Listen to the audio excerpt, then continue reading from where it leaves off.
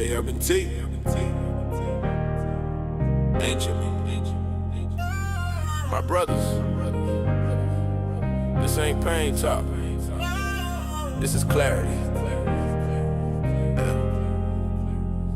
They told us be strong, but don't act like a man.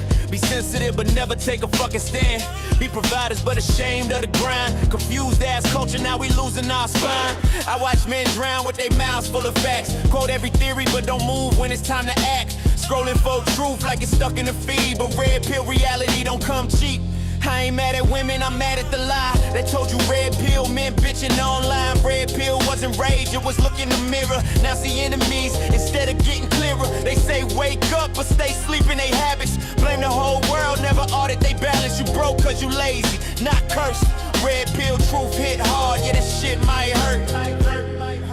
Hell, red pill, but don't choke on the truth. If you woke while you still in the same fucking loop, say you free, but you chained to the pain. Red pill, see clear, still walk in the rain. Red pill, but live that shit out. Awake ain't a bad, just a long way out. If you see what's real, then stand on your feet. Brotherhood calling, don't lie to me. Misogyny ain't strength, it's fear in disguise. Red pill twisted when you stop thinking precise. Turn patterns into laws, turn hurt into hate. Then wonder why life still slamming the gate. Alpha beta talk got you sounding real small. Red pill discipline silent, don't posture at all. A man who see clear, don't need a villain.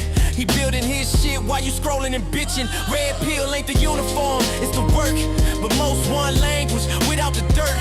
Truth don't trend, don't clap, don't cheer. Red pill pressure make cowards disappear. I ain't saying the world fed, it's never the case. But red pill don't excuse you from running the race. Life don't owe you shit, but it answer to work. So either level up or stay mad and hurt. Red pill, but don't poison your soul.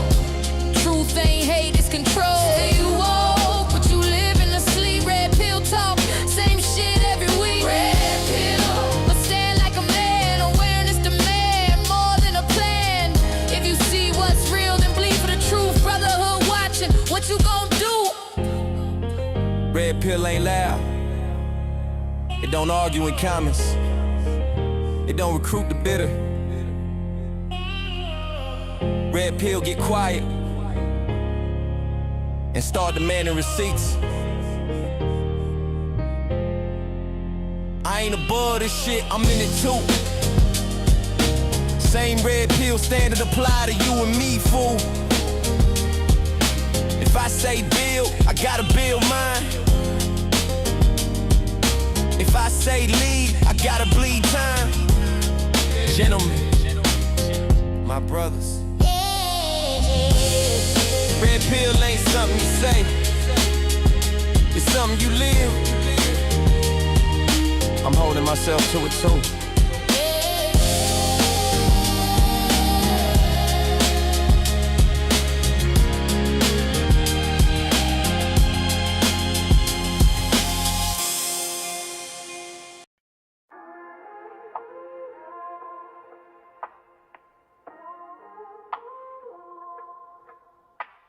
Welcome to the lounge, where we challenge accountability.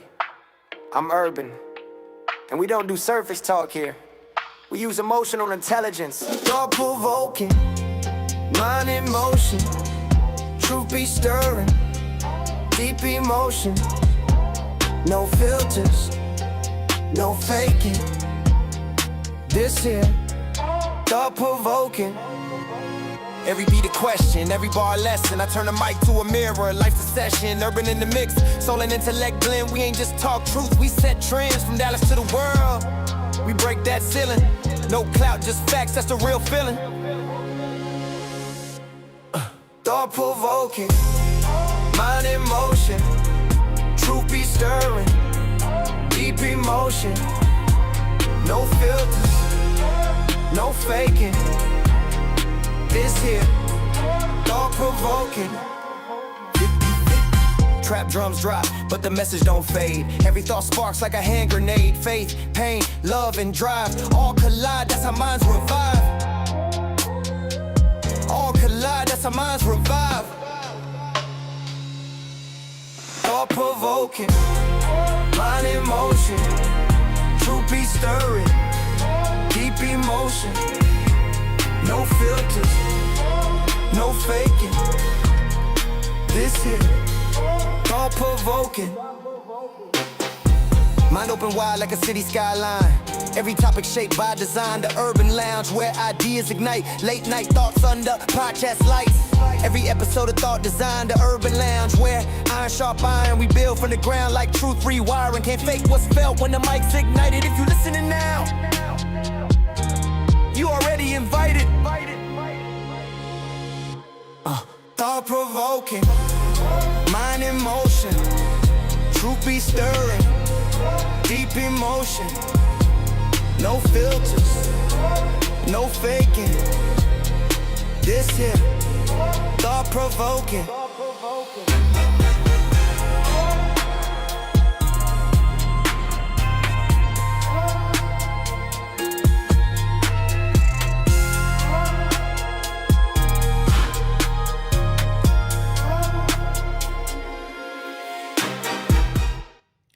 Warning, the following image and or content may be disturbing, offensive to some viewers.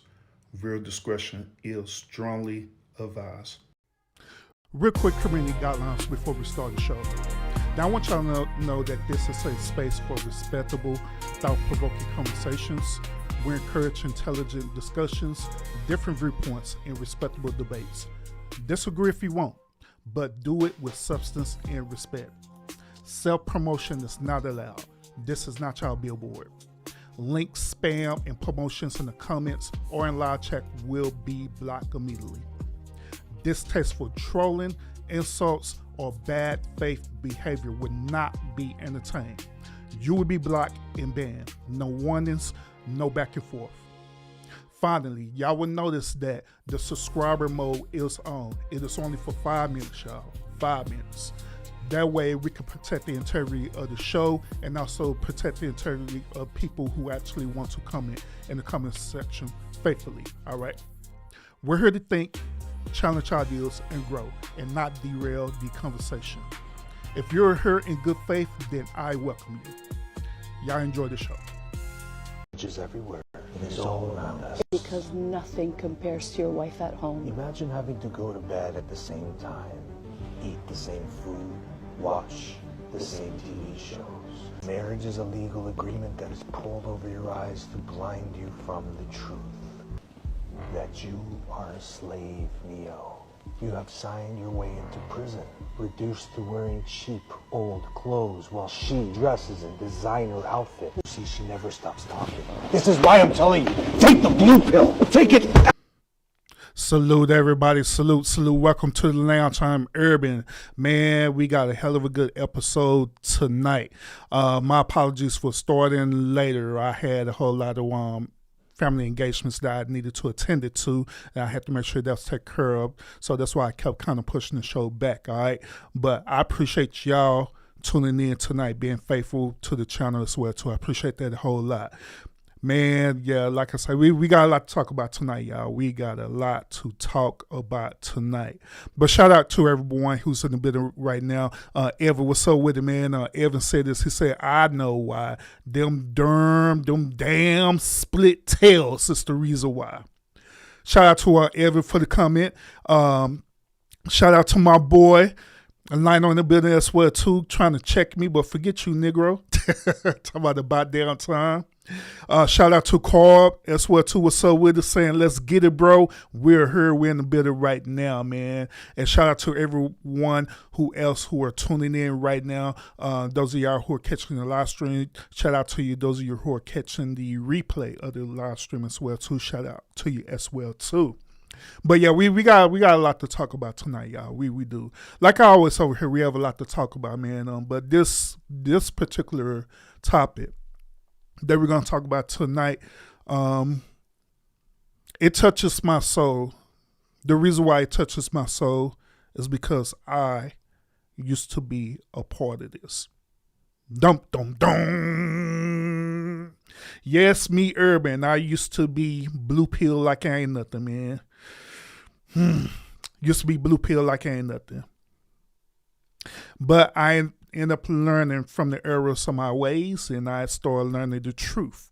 You know what I mean? Started learning the truth about, women, modern women to be exact, and I started to navigate differently as well too. By me navigating differently, that's why I have this channel to where I want to educate you, my brothers, to be aware of what is going on in this dating market. Okay? I don't want y'all to get caught up. I don't want y'all to have none of that. I don't want y'all to deal with the same thing that I had dealt with within my first marriage, which I'm going to, talk about. Like, I always be transparent about it. But on this episode, once again, I'll be referencing that a lot, and once again, my goal is to bring awareness to you, my brothers. All right. One thing I say is this. If your desire is to be married, okay, or if you currently are married right now, then this episode is most definitely for you. Okay. Because I really, really, really need to just help y'all with this for real. I really do. Because I discovered a whole lot of things about this blue pill thing for real. I really have. Once again, shout out everybody. What's up, Rome? What's up with it? Appreciate you. Lina tell me to show the chart. I'll show the chart in a little bit. But we're going to get into this, okay? Let me ask y'all a question. Some of y'all may be aware of this. Others, y'all may not be aware of this, but I'm going to ask a question anyway. Do y'all know exactly what the blue pill is? Now, when you hear the word blue pill, some of y'all will immediately be thinking about the Matrix, which that is true. That's partially true because that's where it came from, okay? But I want to ask the question, do you actually understand the concept about the blue pill? If you don't understand the concept, don't worry. I'm going to educate you on this. And what's said about this gentleman is this. A lot of us, and I'm saying once again, a lot of us has been socially conditioned to automatically take the blue pill. Once again, many of us, a lot of us, have been socially conditioned to take the blue pill. A lot of us are operating under the blue pill ideology without you even knowing it. Let me reference the movie The Matrix to you, okay? And that's the reason why I showed y'all the clip earlier, by the way, too. That's to get y'all understanding. But in the movie The Matrix, right? The scene where Morpheus had gave Neo the option. He gave him the option to either take the red pill or he gave them the option to take the blue pill. Okay. So when he gave the option to take either one of these pills, one of these pills would do one or two things. The red pill will open up to knowledge and understanding, meaning that once when you take the red pill, then you're going to be self-aware. You're going to be awakening to the reality of truth, meaning that you are part of a simulation.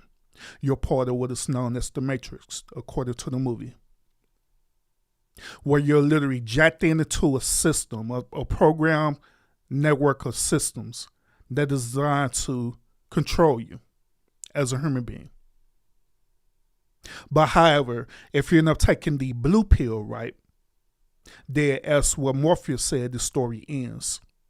Meaning that you'll go back to pretending this fairy tale lie that you're part of this system and you just participate in it forever. So let's tie this into masculinity. When you take the red pill, right, it awakens you to the truth. It awakens you to the truth of reality about modern dating.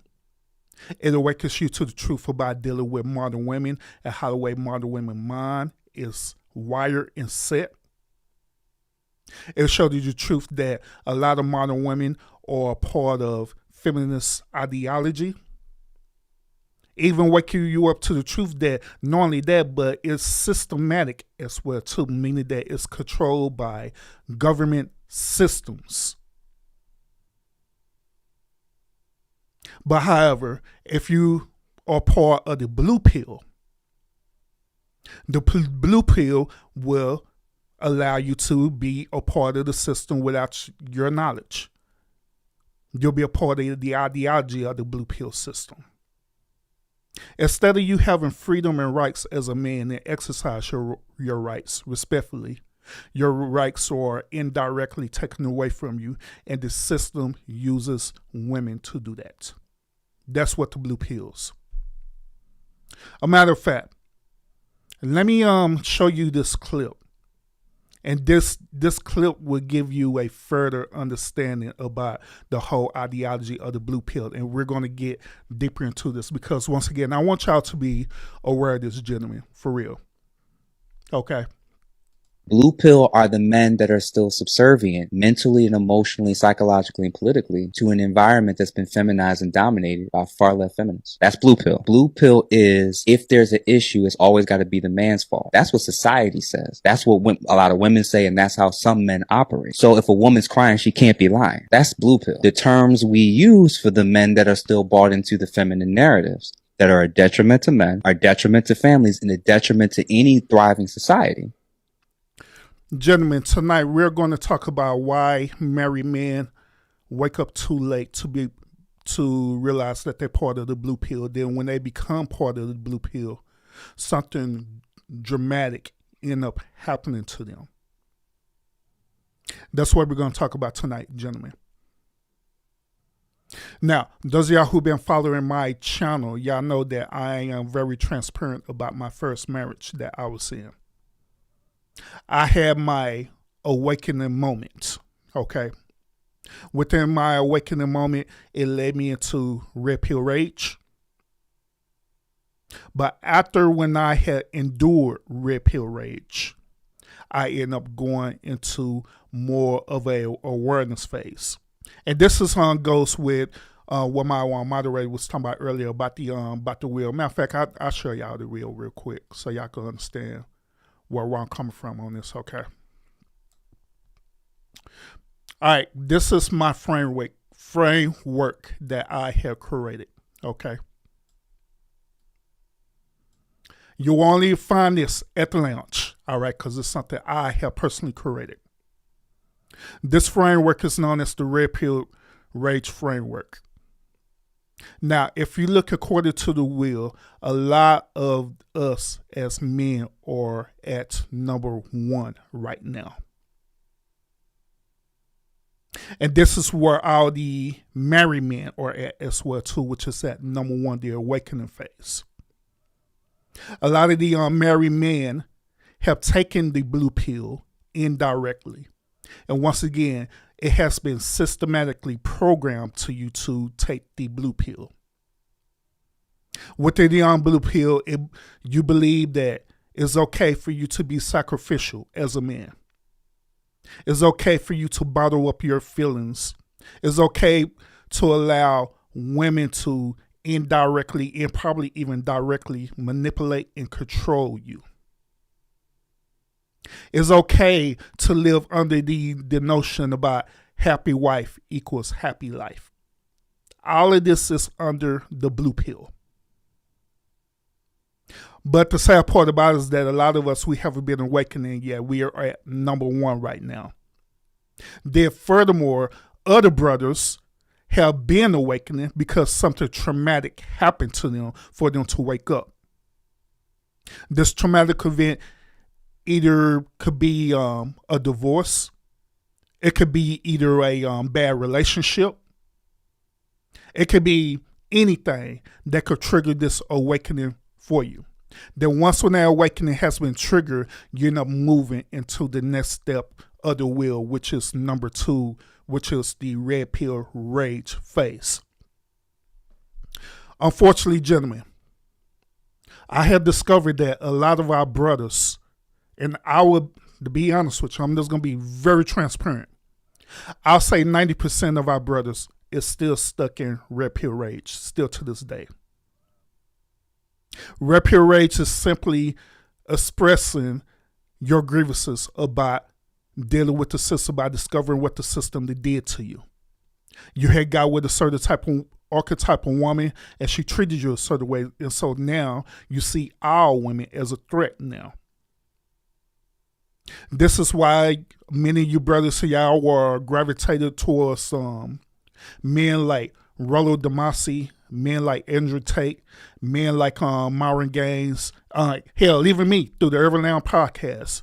You gravitate towards these men simply because you are in your red pill rage phase, because it is easier for you to be in this red pill rage instead of taking accountability and moving on. So a lot of men are stuck in this red pill rage. Many of y'all who are on YouTube right now, you can watch panels, right? You can watch panels after panels after panels of different men spending hours on panels just literally talking about women. Literally using the false red pill talking points. Talking points that talk about, that men have to be the leaders and providers. Men need to go their own way, which that's part of MGTOW, right? All of these different things as well too. But however, it's not allowing you to progress past the red pill rage. Now, once again, I'm going to boldly say that 90% of our brothers are in this red pill rage and have not got past 2 yet. Now, the third thing on this wheel is dealing with discernment, okay? Once when you got past the awakening and the red pill rage, you should enter into a stage of discernment where now you're being consciously aware of the choices and decisions that you're making as a man dealing with relationships, which we're going to talk about all this. You're making decisions. You're vetting out. You're choosing wisely. You're protecting your seeds. You're not doing what's that dude name line that we've been talking about? I forgot that dude. Y'all know what I'm talking about. Dude sitting up here spreading his seeds all over the damn place. You're not doing that, but you're protecting your seeds. Then you move to number 4, which is discipline. Discipline deals with everything in relationships, in your everyday life, where you're building yourself up. You're building yourself up physically, mentally, and spiritually. Yeah, Pooh can preach. Albert preached, but Pooh can preach. Then finally, you're entering into the leadership phase, which is phase 5. Phase 5 is the stage where I'm at right now, the leadership phase, where I'm literally being a brother to my brothers, where I'm literally educating y'all. I'm putting y'all on game, teaching you how you could get all the way out of this and where you could function as a strong man, like how the way you need to be, where you can be a leader, where you can be a leader to not only your community, but you can also be a leader towards your fellow brethren. And also, if that's your desire to be in a relationship, you will have the full knowledge and understanding and equipment to successfully be part of a relationship. Without worrying about modern women, without worrying about feminism and all those other bullshit talking points that are out there. All right. So that is the framework, the red pill rage framework that I'm sharing with you right now. I just wanted to share that with you because we're going to be talking a lot about that in the future, where I'm going to be breaking this thing down and I'm going to be educating y'all on how you can free yourself, preferably from this red pill rage, so you can move further in life. So you won't be stagnant. Okay.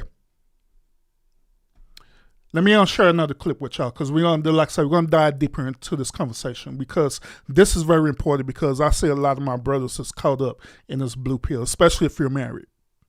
The blue pill is the modern sort of big programmed popular script. Essentially, you're automatically blue-pilled because of society, conditioning, education system, media, especially if you're in like these Western degenerate countries. The blue pill is this idea that to get girls, all you need to do is be nice. What's happened with the blue pill is that they've convinced men that the way to attract women is to be feminine. It's to open up. It's to talk about your emotions. It's that men cry. You know, they've taught these things, and I'm not like mocking like men crying or something. Mental health is a serious thing, but to attract women, absolutely not. To attract women, this is like a false program that's been pushed into all the young men of today. Why do you think so many young men are struggling? Why do you think so many young men are like messaging girls? Like you probably experienced, bro, you're messaging a girl, you're texting her, and you know, having a fun time, sending memes and stuff, and then eventually you find out she's fucking some random guy who doesn't even seem to be into her. The blue pill script does not work, and young men are waking up to this and they're angry. Now let's talk about this, because the first thing he mentioned about is being conditioned, okay? And I also mentioned this as well too, that the blue pill is you being socially conditioned to be this way. Now you should be asking yourself this question: how is that possible? Urban, how is it possible for us as men to be socially conditioned? Because aren't we strong men? Aren't we independent? Aren't we consciously aware of things that are happening around us? In this particular situation, no. Here are some of the ways that we have been socially conditioned.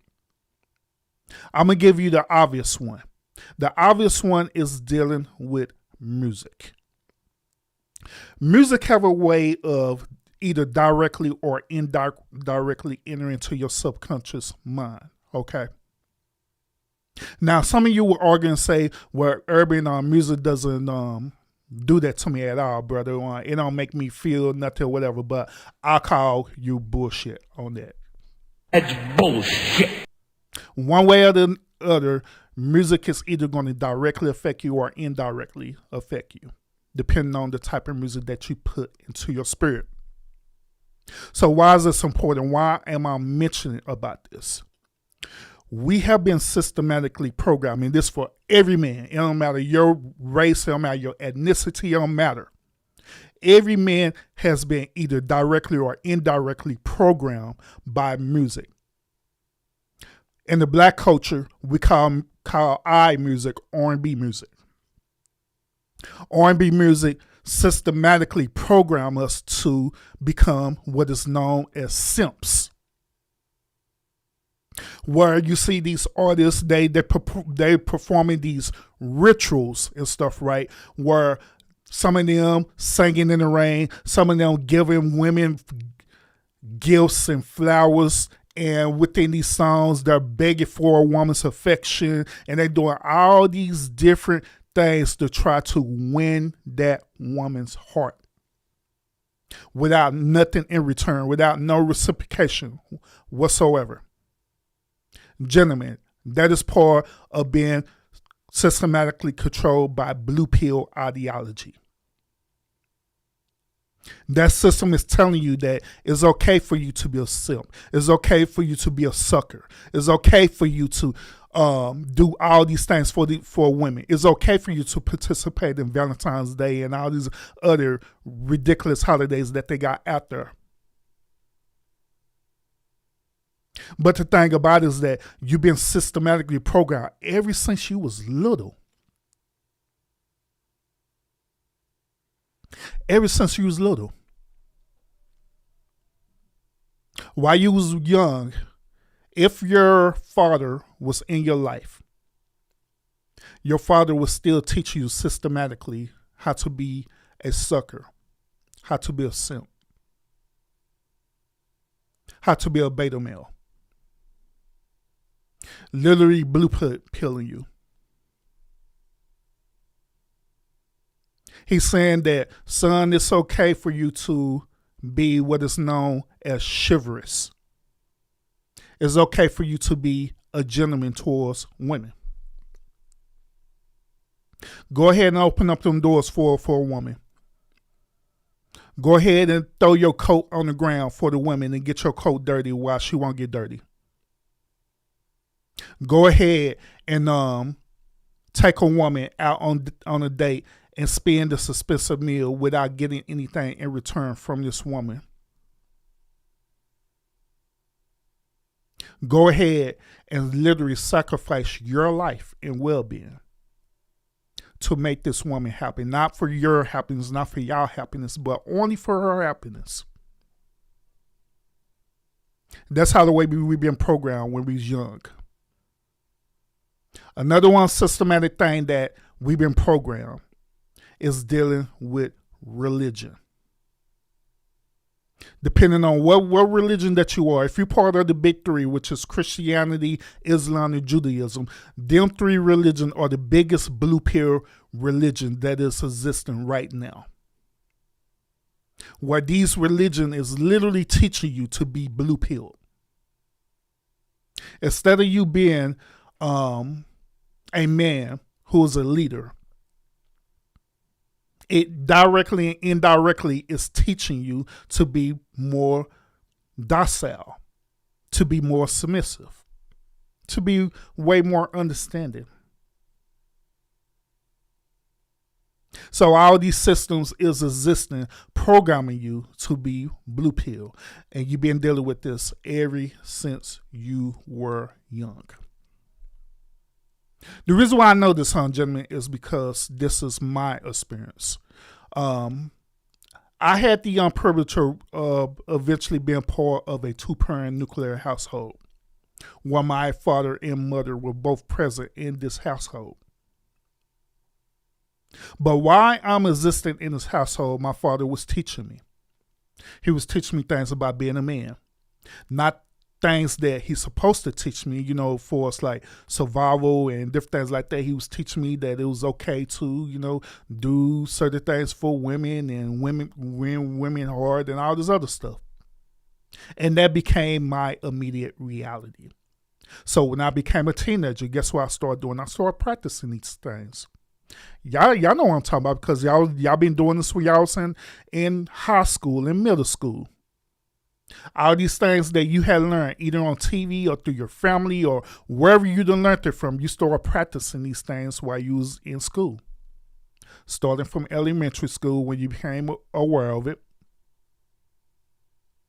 Then middle school, then high school. Some of y'all still doing it during college as well too. And if you went to grad school, you was doing it then. But this whole entire thing is systematic that you've been indirectly programmed to be this way, where it became your immediate reality, just like it was for me. And to be honest with you, gentlemen, this is just the introduction. This is literally just the introduction because of how deep this is. Okay. Now, once again, if y'all enjoying this content, make sure you hit the thumbs up to support the channel, man, because this is my job to educate y'all tonight to help free y'all so y'all could be free of this blue pill ideology, because I'm seeing a lot of my brothers suffering behind this. And I'm seeing a lot of my brothers being blue pill where they just doing some wild stuff. They have overly strong and independent wife where the wife is masculine and they're docile, right? Allowing the wife to talk over them and do things that's contrary to the family and putting the family at risk. I done seen married men allow their wives to cheat on them directly or indirectly. All kind of crazy stuff. So it is my goal tonight to educate y'all about this so you can make a choice to either be free from this or not. Because at the end of the day, I cannot free you. And I want y'all to understand this abundantly clear that I cannot free you from this. But however, you have to make the choice to see it either as truth or bullshit. That's bullshit. Entirely on you. I got another clip that I want to share with y'all. We should dive deep into this, okay? All right, so look, I'm trying to tell y'all, the people who took the blue pill will regret it in the end. Because the blue pill was comfort. It was silence. It was complicity. It was ignorance dressed up as peace. It was saying, don't rock the boat. Don't ask questions. Just work. Just consume. Just obey. And too many people swallowed it whole. No diddy. They believed that if they just kept their heads down and played by the rules and stayed loyal to the lie, that somehow the system would protect them. They believed America would reward their faith. But let me tell you something. That faith was misplaced. That loyalty was wasted because America does not reward loyalty. It feeds off of it. Every day this empire survives because these blue pill dreamers keep it propped up. They defend it. They excuse it.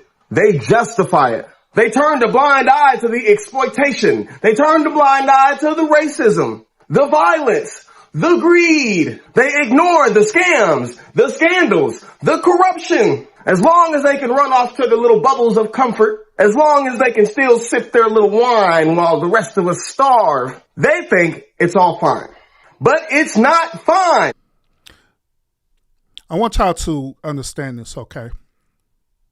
I want y'all to understand that this episode is not about hating women. As a matter of fact, the Urban Lounge podcast isn't about hating women, period. Never have been and never will be. Okay? And I want y'all to understand that clearly, my position on this, all right? It's also not about bitterness. It's not about blaming marriages for every man's failures, okay? This episode is about conditioning, brothers, and that's how deep it is.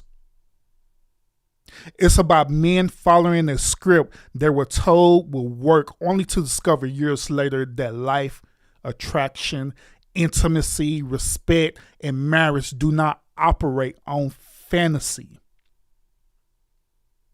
Now, I want y'all to understand that in the red pill language, this fantasy is simply called the blue pill, as y'all seeing right now.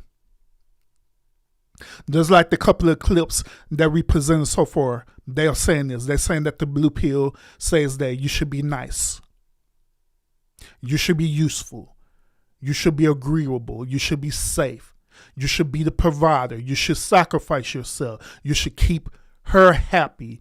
And most of all, you should avoid conflict. But gentlemen, I want y'all to understand this clearly, that this is bullshit. That's bullshit. And it's way deeper than this. Just like I stated earlier, this thing is even systematic as well too. Meaning that even in our government system, even though our government system originally was ruled by the patriarchal system of the old founding fathers, I am convinced that our government system is moving from a patriarchal system into a matriarchal system. Hence, this is why the infiltration of the blue pill is existing even in our political government affairs. Let's take a look at the previous election with President Trump and Kamala Harris. Notice everything that happened within that election, if you go and pay attention to it clearly, about the things that they was saying, the things that they was pushing. When you look at it clearly for what it is, you will see the truth. You'll see the truth that they was literally pushing blue pill ideology, where they want this to be a matriarchal system, brothers. Which in reality, that's blue pill. Crazy part about it is that somehow they believe that everything will work out by making it be that way. That's the crazy part about it, but in reality it's not. What y'all also understand is that many married men eventually discover something painful, which I am a witness to this because I have dealt with this. We discovered that being useful does not automatically make you be respected by no woman. We discovered that being loyal does not automatically make you desired. And then we discovered that being married does not automatically mean the relationship is healthy. And the sad part about it, brothers, is that this is the reason why some men wake up too late, preferably married men. They wake up too late.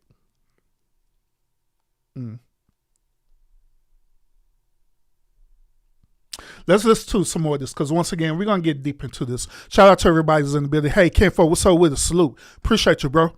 And salute to everybody who are tuning in right now. If you're here right now, let me know that you heard this, hitting the thumbs up on the live to support the channel, all right? Because that's what we need more than anything, is support of the channel, because it's going to let YouTube know that you want more of this content. Now, if you want to support the channel as well, too, I got various ways that you can do that. All right, and I leave that up to your discretion, because I'm the type of content creator that I don't believe in begging, for money or anything like that. I want you to want to willfully do that. If you see value in this, by all means, you could sponsor this channel. Okay, so all right, so let's go ahead and continue with this content. All right. They are the reason that this miserable matrix is dragging on longer than what it has to. The system is collapsing. The lies are cracking. The mask is slipping. But their denial, their cowardice, their comfort, that's what's holding up this empire of lies. And when it finally falls, and it will fall, where will they run?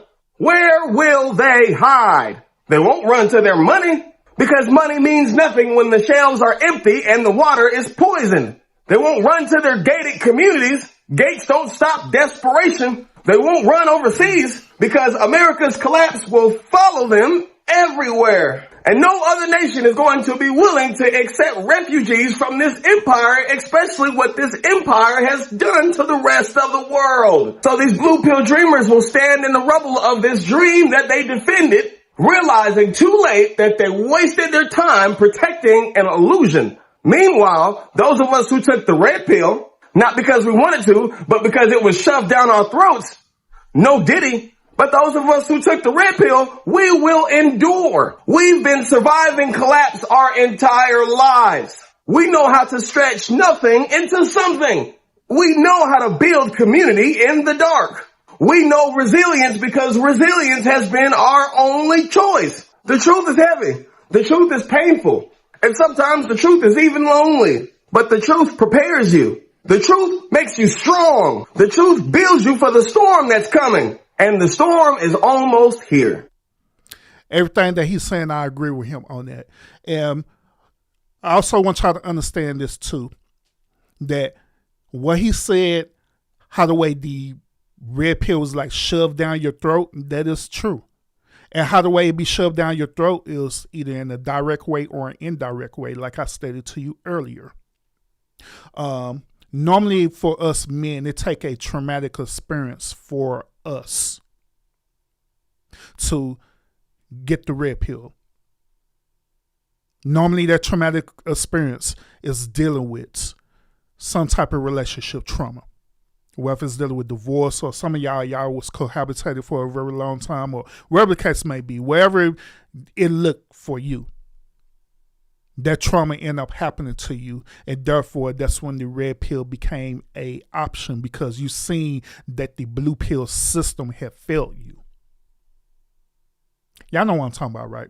For example, like when I went through my divorce, right, in my mind, I was convinced that the system, which is the law, I was convinced that married and family court systems was going to protect my rights as a man. I was convinced. But lo and behold, when I was going through that whole process of the divorce, I had learned the truth. I had learned the truth that the system is not for us. It's not, the marriage and family courts and laws is not built for men, but it's built for women. I live here in the state of Texas, gentlemen. The state of Texas family court laws is very, very difficult and challenging. If you don't know how to navigate in the system, then the system will eat you up and spit you out live. What's even worse about this is that the modern women, they don't know about the systems until they have to. And when they learn about it, right, they have attorneys or lawyers that will educate them very well on the system and how to manipulate it. And that was my reality when I was going through my divorce. Went through that whole concept thinking that the system was for me, but in reality it wasn't. And I had to figure out ways to navigate through this system where I could have my rights protected. But normally that's where it starts at, gentlemen. It starts out with the betrayal. But let's continue. Everywhere you look, the lies of America are unraveling. The economy is a scam. The justice system is a weapon. The politics are a theater. It's a show. The wars are endless. The violence, the arrogance, the greed. It's unsustainable. The truth will triumph over America's lies very soon. And when that day comes, the ones who took the blue pill will regret every day, every moment that they defended this bullshit. They'll regret every moment that they mocked the oppressed. They'll regret every blind eye that they turned to suffering. They'll regret every illusion that they clung to. But there will be nowhere, no island, no bunker, no gated community, no flag to wave, no bank account to check, no God to pray to, nowhere to hide, nowhere to escape. The world will strip them bare, and they will stand exposed in the ruins of the empire that they worshipped. And while they crumble, we will rise. While they drown in regret, we will walk through the fire. While they beg for shelter, we will build anew. Because we carried the burden of truth. Because we faced suffering head on. Because we endured the collapse before it even happened. The blue pill was their comfort. The red pill was our burden. But in the end, that comfort will become regret. And that burden will become survival. So let it be known, when the dust settles and the lies collapse, when America falls under the weight of its own arrogance, the ones who took the blue pill will have nowhere else to run, nowhere left to hide, nowhere to escape the truth. And the bitter truth is, truth always wins. And very soon, the truth will triumph over America's lies. And those who took the blue pill will regret it. Now, my brother Kenfo Tom, he said this. I had highlighted this comment, but I'm gonna highlight it again. He said this. He said this content is mainly for the next generation. The old generation is washed up and done with. Now, I'm gonna put it to you this way, Kenfo Tom. I believe that not all the old generation is washed up. I believe that many of them are going to be left behind solely out of ignorance. But I also believe that many of them are going to wake up and be saved. Such, for example, as myself. Now, there are many other men who need to be awakening. But here's the thing about it. I'm going to put it to you this way. Once you became awakening, right, and you move all the way up to the phase what I was telling you about earlier, the one model I was showing you earlier, right, and you move up to your leadership phase, right, it is your responsibility as a leader to do your due diligence, to do your very best to try to wake up your other brothers, no matter their generations, no matter their age, and different things like that.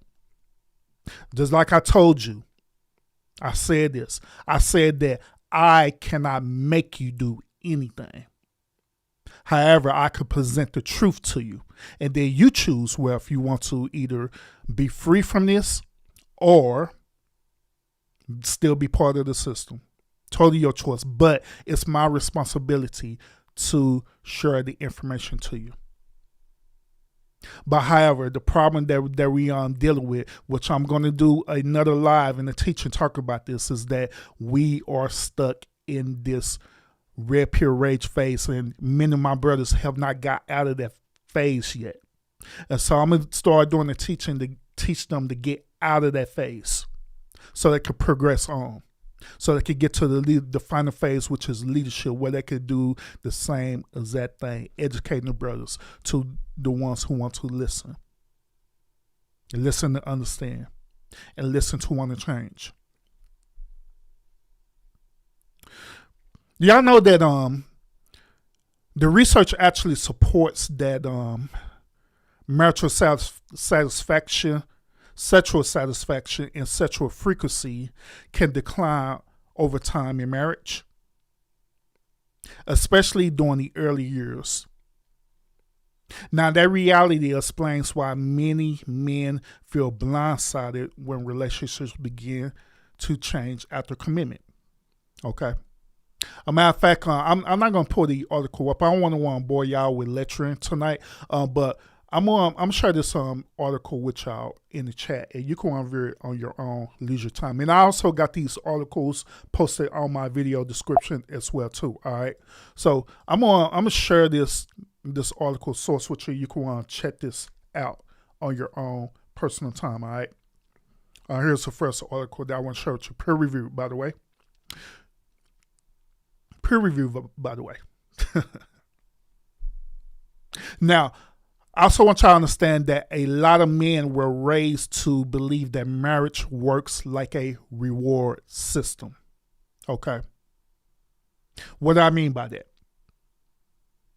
This system means that you become the provider, you stay faithful, you pay the bills, you avoid being toxic, you sacrifice your wants, and you make her happy. Notice what I'm saying about this. That is you, and you. You're doing everything. Then in return, you are expecting this. You're expecting the loyalty, the intimacy, the respect, the appreciation, and the peace as well too. Johnny, what's up with it, bro? You are expecting these things too. Now, reality, this sounds good. You know what I'm saying? When I speak about it, it sounds good. It sounds great. But here's the problem behind this. Marriage is not sustained by duty alone. Now, I know, brothers, because y'all didn't hear me say this a lot about duty. When I talk about marriage, I talk about duty. That is our duty to do the things that we're supposed to do as husbands, as men, which that is true. But however, marriage is not sustained only by duty alone. Because yes, duty does matter. Commitment does matter as well too. And loyalty matters as well too, brothers. But however, attraction, emotional connection, the communication quality, and conflict management still requires maintenance. Meaning this. It is for you, first of all, as a man, to develop these skills, to develop effective communication, to develop conflict management. So if it is your desire to be in a relationship or marriage, then guess what? You can teach this to your future woman or your future wife if she's willing to listen, for understanding and for growth.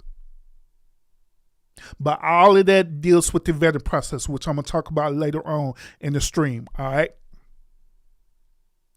A matter of fact, I just thought about this.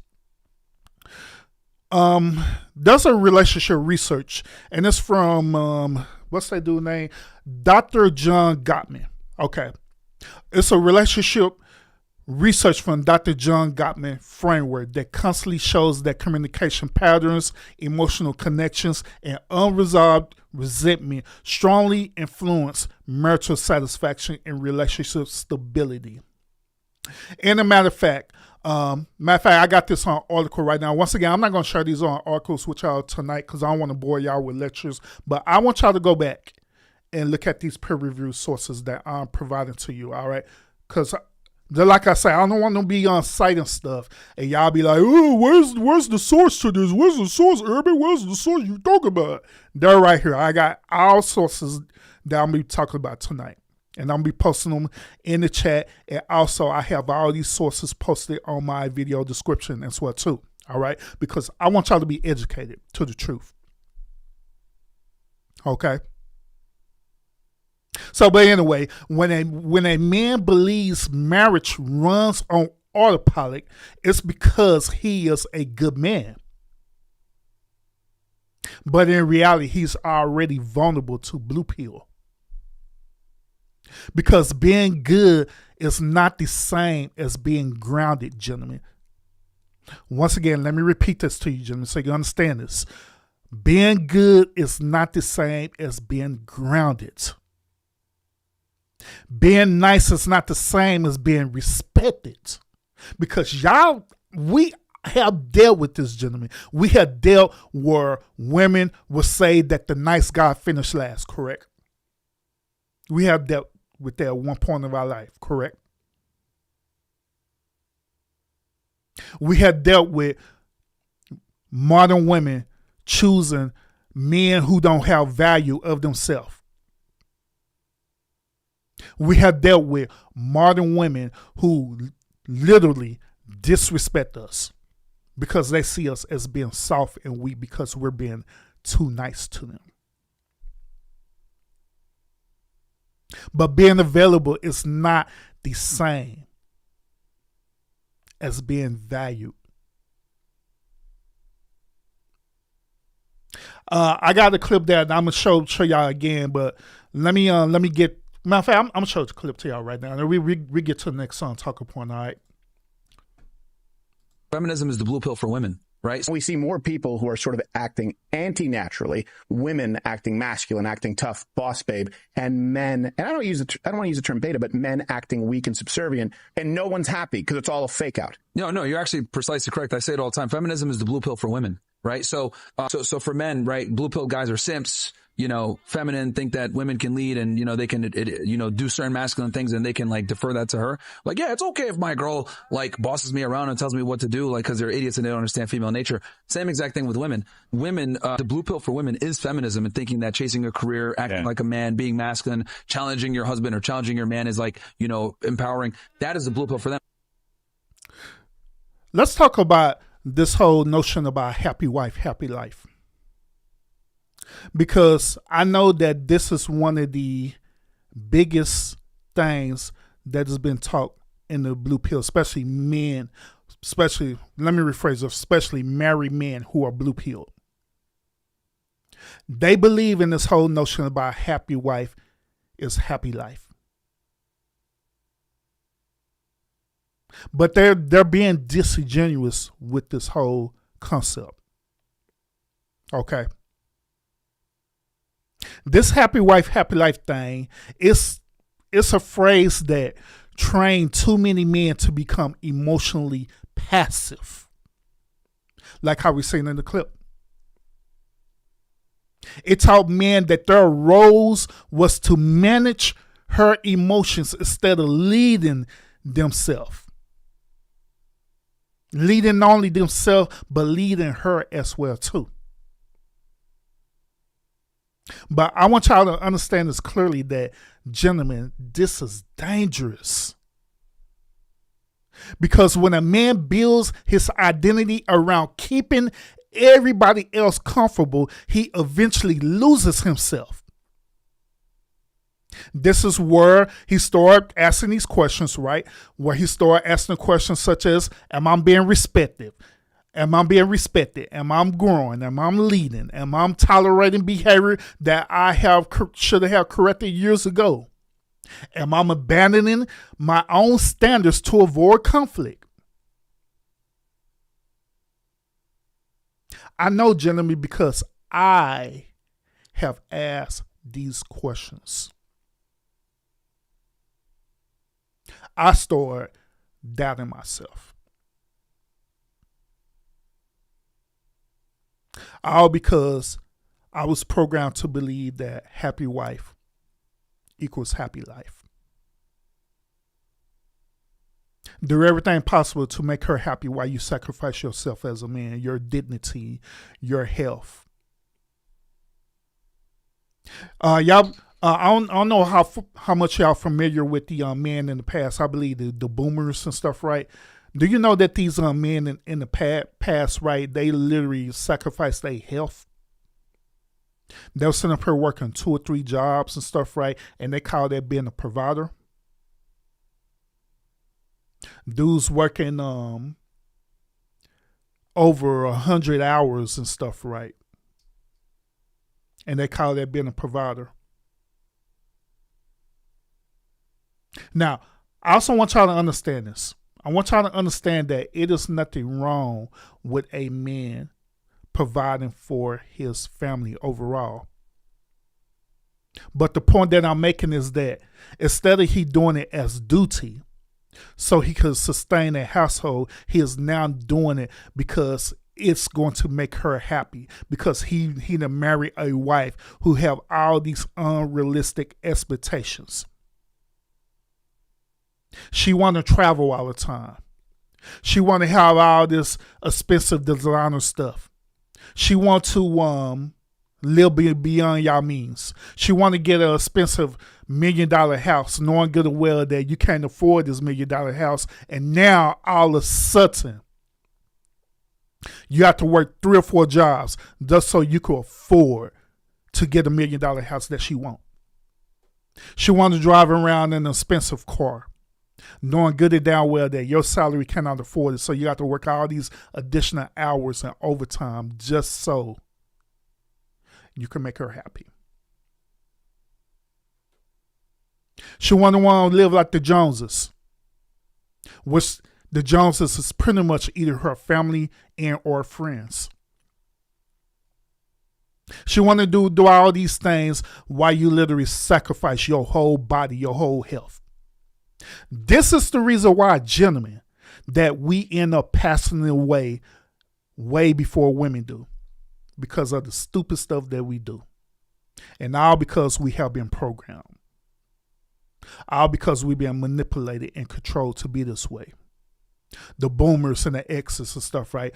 These gentlemen, they say, yeah, this is why we did to survive, so you need to do the same thing. Then on top of that, these same gentlemen will challenge your masculinity. They will say that you're not a man if you don't do these things because they did it. But lo and behold, while they're doing all these things, right, their wives still not happy. They're coming up with the excuse saying that you're not here for me all the time. And therefore, that gives them the right to cheat on you.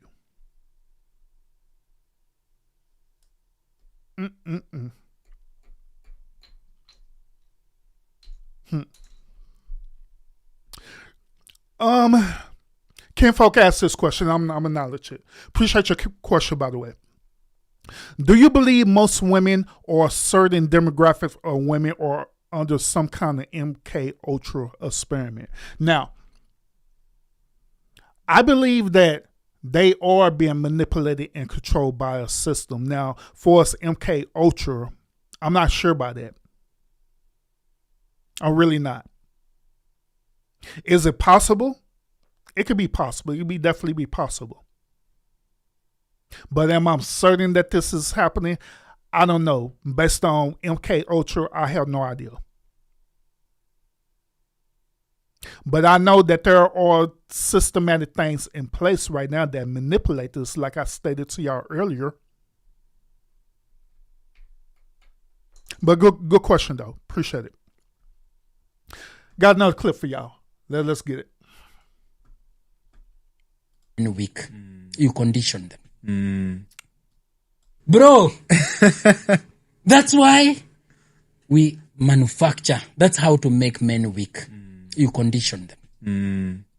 The same conditioning has been done with regards to female nature, where we have not been presented with what female nature is and what women really respond to. Because you see, David Mbas says, I think it is David Mbas, he says that the success in the mating strategy of one particular gender is dependent on the ignorance of the other. Okay. The success of one particular gender in the mating game is dependent on the ignorance of the other. If men are ignorant about women's nature, women flourish. If women are ignorant about men's nature, men flourish. That is why we have a femicentric society, where men are made ignorant of female nature. And so now they no longer know. Then they actually don't know the approach. Yes. They don't know the approach. They don't know what women respond to. So they're now waiting on maybe let's call it the grace of the person that they are approaching. Yes. So now they wield the power. She has more information. That's why when I post these things, women write to me and tell me, mbona unatoboa siri yetu? Why are you exposing our secrets? Steve, it is a serious issue. Now imagine, Steve, with that analogy, that the success of one gender is dependent on the ignorance of the other. Now you are entering marriage with a woman very well aware of those dynamics. Are we not giving birth to a marriage where Kenodia reigns? Kenodia is there, is very much active. Kenodia is there. He will be moved to any direction because he is ignorant. Sometimes the things that are strength have been passionately looked down upon until they look evil, Steve.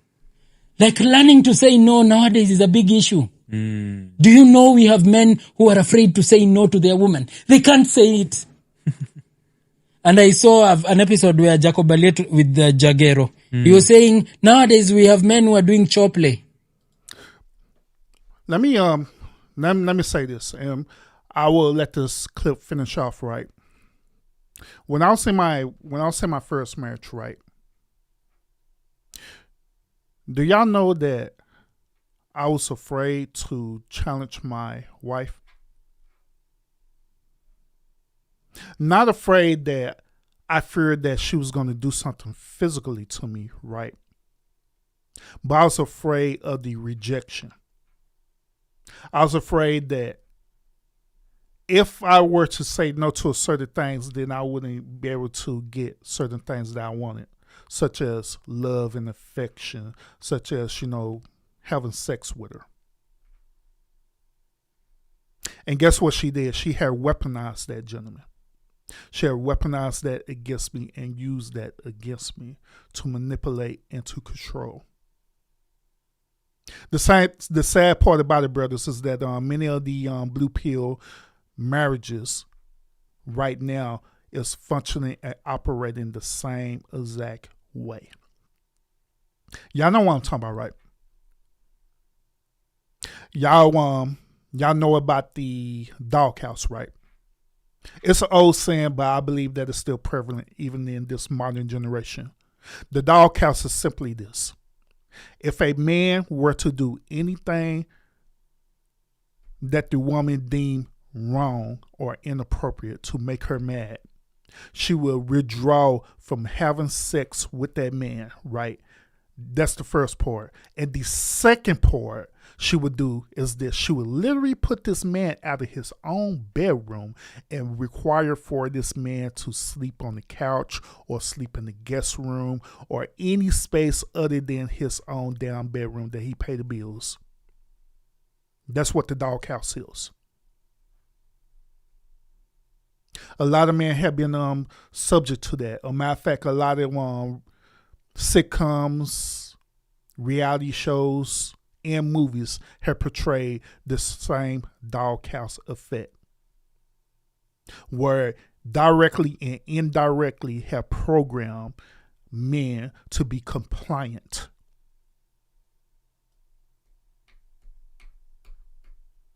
But let's continue this clip because I got another point that I need to make afterwards. Instead of foreplay, the sexual one, there's now chore play. Now, no bedroom unless you go to the kitchen and do your chores. You didn't take the trash out. So in the evening, the man is being conditioned to do chores so that he gets rewarded with sex. Steve, you are in the house knowing that if I don't take this trash out, when she comes and sees that trash, no sex. Facts.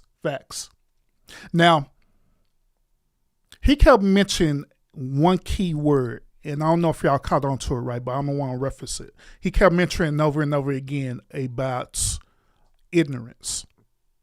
He kept referencing it over and over again about ignorance. The reason why I'm going to bring this to your attention, gentlemen, is because of this. Those of y'all who have watched the first Matrix movie, right? There's a scene in the first Matrix movie where there's a gentleman named Cypher, right? Cypher is the one who betrayed the crew, all right? So in this scene, Cypher had met with Agent Smith. He had met with Agent Smith in the Matrix itself, right? And they were sitting down and he was eating a steak dinner at this restaurant.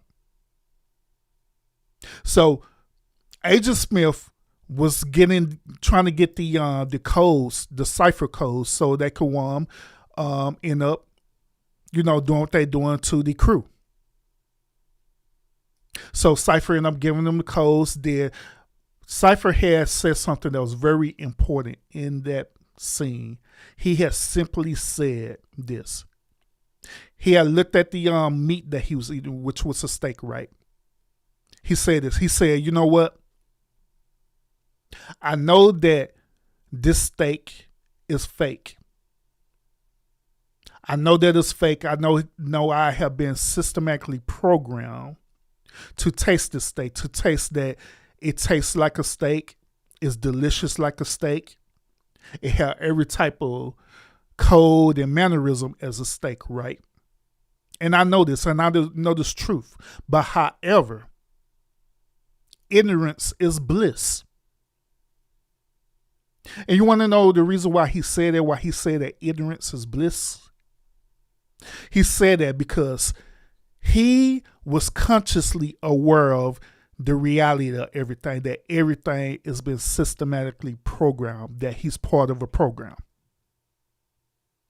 But he still wanted to be hooked right back up into the system. And then at the very end of the scene, he told Agent Smith that, hey, when you plug me back into the system, I don't want to come back as, this weird person. Make me come back as a celebrity or somebody. And then Agent Smith said, done. Why am I mentioning this to you, gentlemen? The reason why I'm mentioning this to you is because there are many men out there right now who have been systematically plugged into the system of the blue pill in relationships. There are many men out there who are functioning in this system and they don't want to give up this system at all, period. Because like it was stated, that it's comfort. It's way more comfortable for them to be in the system than for them to be freed out of the system. And guess what they will also do? They will literally convince you that it's better for you to be comfortable in this system or comply within this system than to totally be free. Hence, the happy wife, happy life. So you're not complying with it. You're not giving up your dignity as a man. You're not giving up your freedom as a man. Allowing this woman to manipulate you, to control you, to make you be docile, to be compliant. Instead of understanding the truth. Which this goes into the concept I was telling y'all about earlier about the bedroom thing. Where if you don't be compliant, then you end up going into what is known as the doghouse. Now, I want y'all to understand that many married men, the first major wake-up call is the dead bedroom, meaning that they have been withdrawn from sex from the certain type of woman that they had chose to marry. Now, once again, I want this to stay mature and balanced because I don't want this to sound like that I'm bashing women or anything like that, okay? But what I'm doing, I'm sharing the truth to you, okay? So you can pick and choose what you want to do. Now, a decline in intimacy does not automatically means that it's manipulation and betrayal. Because there are certain things that do plays a role in this, such as stress, right, between you and your wife. Such as being a mother and a father as well too, having children. That plays a role in this as well too. Some men and women, they battle depressions. Some develop resentments. Some develop poor communication. And some develop emotional disconnection. And all these things, it's normal. It will happen in a relationship and it will happen in a marriage because at the end of the day, we're human. Okay? But here's where many of my brothers mentally collapse, okay? Because they believe that they did everything right, yet desire still disappear. Once again, yet the desire still disappear. There's no reciprocation whatsoever. And or it probably never was reciprocation to begin with in the first place. Now, there's another research. It's a research that has shown that sexual satisfaction, marital satisfaction, and sexual frequency are connected over time and often declines together during marriage. Okay. And now my source from this, I'm going to present this to you in the chat so you could check that out on your leisure time, gentlemen. All right. But that matters because many men were never prepared for this possibility. Many men were never prepared for this possibility. Chaos, what's up with it, bro? So when rejection enters the marriage, despite years of sacrifice, the man starts questioning the entire script he was taught. And guess what? This is when the awakening begins with a lot of blue pill men who are married. Once again, shout out to everybody who's in the building right now. Right now, tonight's episode, we're talking about why married men wake up too late. Why married men who are part of the blue pill, why they wake up too late. I do have another clip for y'all. Let's go ahead and watch it. I don't believe no goddamn pill.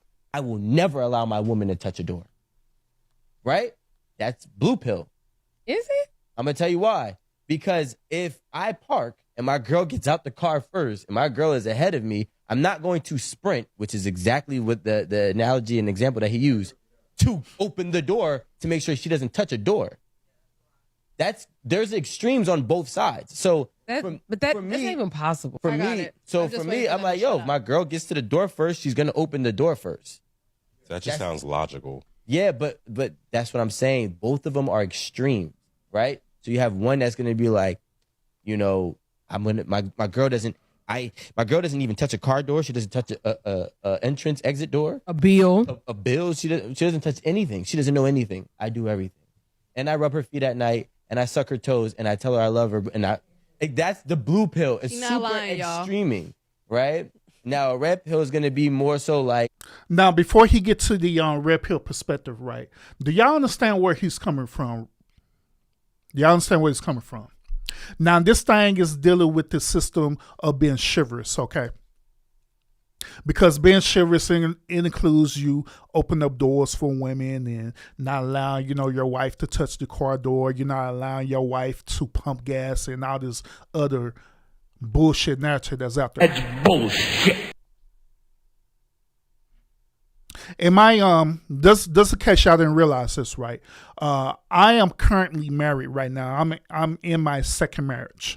Now, my second marriage is totally different from my first marriage. Okay.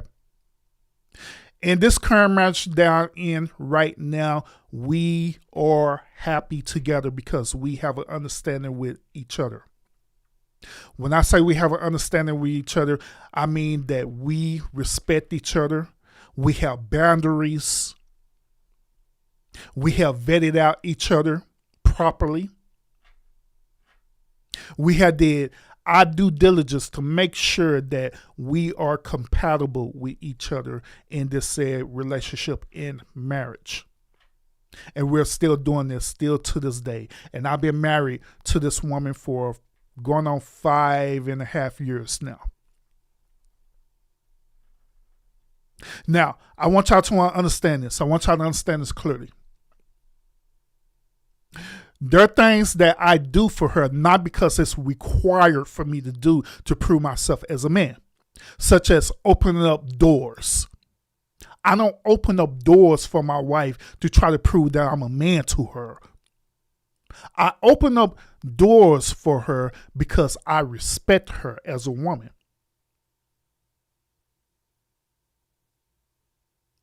Now, I also want you to understand this. And I have said this before. I even say this on panels, and people push back on me by saying this, but I don't give a damn. Now, I believe this. I believe that my wife, she has earned that right for me to do these things for her, which is open up doors for her and open up car doors, pump the gas, and different things like that. Now, there are times where she'll do it on her own, and I would not stop her. If she want to do it on her own, I'm not going to, no, I do that. I'm not going to stop her. If she want to open up the car door on her own, I'm not going to stop her. Now, here's the pushback part. I have said this.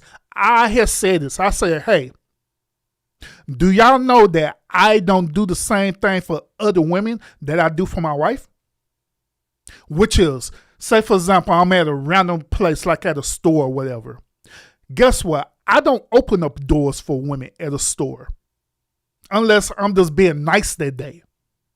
But it is not a requirement for me to prove myself as a man to open up doors for no damn woman that I don't know. I'll walk into that door, open up, and keep on walking. But people, especially blue pill men and feminist women, gave me pushback on that. Talking about, no, you're supposed to be chivalrous to all women, Urban. You're supposed to be chivalrous to all women. That's not being a man. That's not being a man at all. That's bullshit. That's bullshit. That's bullshit, and that's blue pill ideology.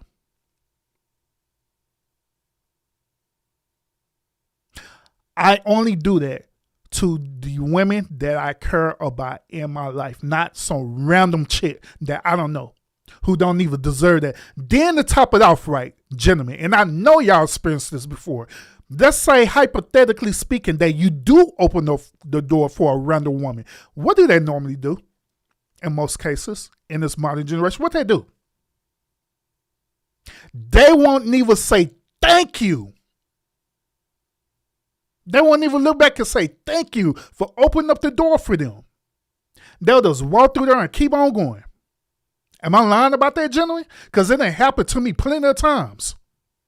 These type of women and these men want to put these women on the pedestal so damn bad. But once again, that is blue pill ideology.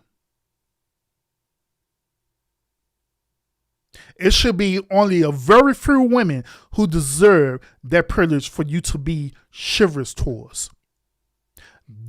It should be your wife, as long as y'all are in good standards with each other. It should be your wife. You could do it with your daughter if you have kids. You could do it with your mother if you're in good standards with your mother. You could do it with your grandmother as long as you're in good standards with your grandmother. But anything else, nope. They don't deserve that, period.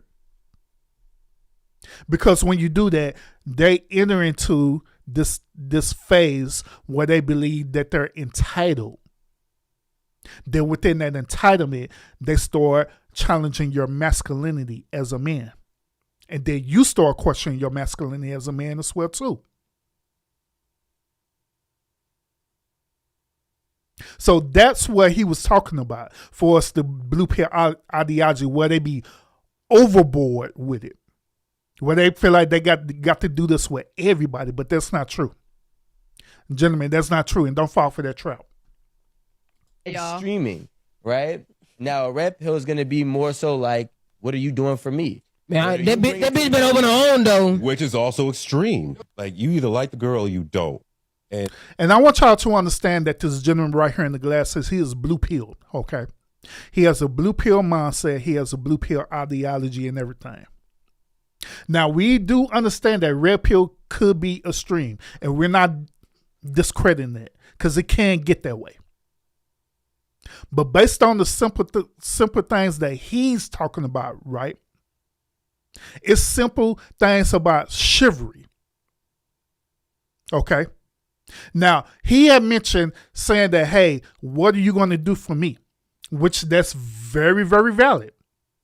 If I'm going to do these things for you, what I'm going to get in return? Hence, let's rewind this thing back about the whole door opener analogy, right? Where you open the door for a random chick.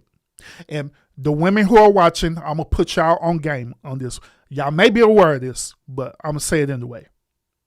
In most cases, whenever these dudes be trying to open up a door for you, more than likely they're doing it for a reason. More than likely they're doing it so they could get your attention. More than likely they're trying to prove their masculinity to you so eventually they could shoot their shot. It's not because they're being nice. It's not because they're being respectable. It's not even because they're being chivalrous. It's because at the end of the day, they are doing what is known as being pickup artists. They're solely doing it with the intent to get something out of return.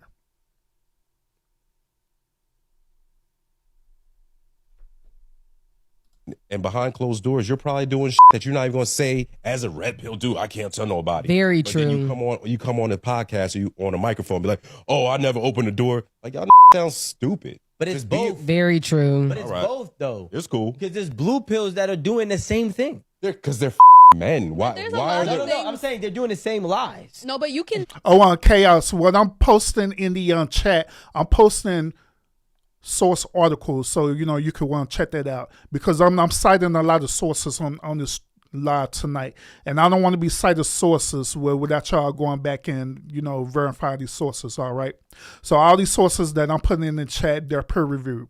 Okay, so y'all can want to check that out. Check that out on your leisure time, and I also got all these sources posted in this video description as well too. All right.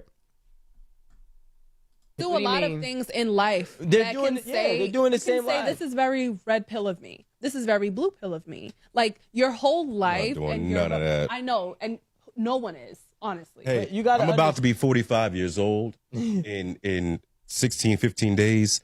I don't believe no goddamn pill. If you like a girl, you like a girl. You gonna do. And you gonna do what you gonna do, what you gonna do. And if you need a bunch of to follow, right? And buy into some type of stupid ass cult, red or blue, something is wrong with you. Why don't you just lead your own pack of yourself? Now, I want to address this, okay? Because I done heard this dumbass argument all the time, right? I done heard this dumbass argument where, these dudes would say this weird stuff, okay? They say this to try to discredit the work that is going on. Now, I will say this. I'll say that I'm not part of a actual red pill cults or different things like that, but I do teach a lot of red pill teachings over here. But let's say in a hypothetical world that I am part of a red pill cult, right? So what? What's wrong with that? I will say this. People who are part of either a red pill cult or a blue pill cult or whatever the hell you talk about, right? It is no different from religion. That's why I say what he's saying is disingenuous. Because I'm pretty sure this man probably claimed that he's Christian or Muslim or part of Judaism. Hell, he probably would say that he's spiritual. All of that's part of religion. So in a technical sense, you are part of a cult. So it don't even matter. But the key thing that I want y'all to understand is this. Don't let people talk down on you if you are part of some type of cult or system. Okay? As long as that system is teaching you in a positive way to live your life, or it's helping you to navigate where you can live your life, then there's nothing wrong with being a part of that. And I want y'all to dwell on that. And if you need a bunch of to follow, right? And buy into some type of stupid ass cult, red or blue, something is wrong with you. Why don't you just lead your own pack of yourself? I don't know if that's red or blue pill talk or purple, whatever. Just be a dude. All right. So, okay, so what you can do is this, brother. You could go to my Instagram, all right? Go to my Instagram, and you could send the video to me, all right? And I'll check it out, okay? Matter of fact, Lionel, you got my IG, right? Do me a favor, brother. Go ahead and post my IG in the chat so Chaos could have it, all right? And that way he could go to my IG, then, you know, you can share videos. As a matter of fact, those of y'all who are tuning in right now, if you are enjoying this content that I'm posting right now, that I always post, right? And if you want me to either react to content or if you want me to even share out as a short, by all means, go to my Instagram and leave it in my messenger on Instagram, and I'll check it out. And long as it's content that's going to be approved by YouTube, then more than likely I'll share it out, okay? Or I may do a reaction show on it, okay? So once again, go to my Instagram and just leave a message. Leave the clip or content that you want me to check out on my IG, and I'll check it out, okay? But Lionel, if you hear, yeah, post. Thank you. He does post it. Appreciate you. All right, so let's go ahead and continue, gentlemen. All right, so a lot of men do not emotionally collapse because they hate their wife. Now, once again, a lot of men do not emotionally collapse because they hate their wife. They collapse because they feel like a appliance. And what I mean by appliance? Simply, they feel like that they've been used and abused.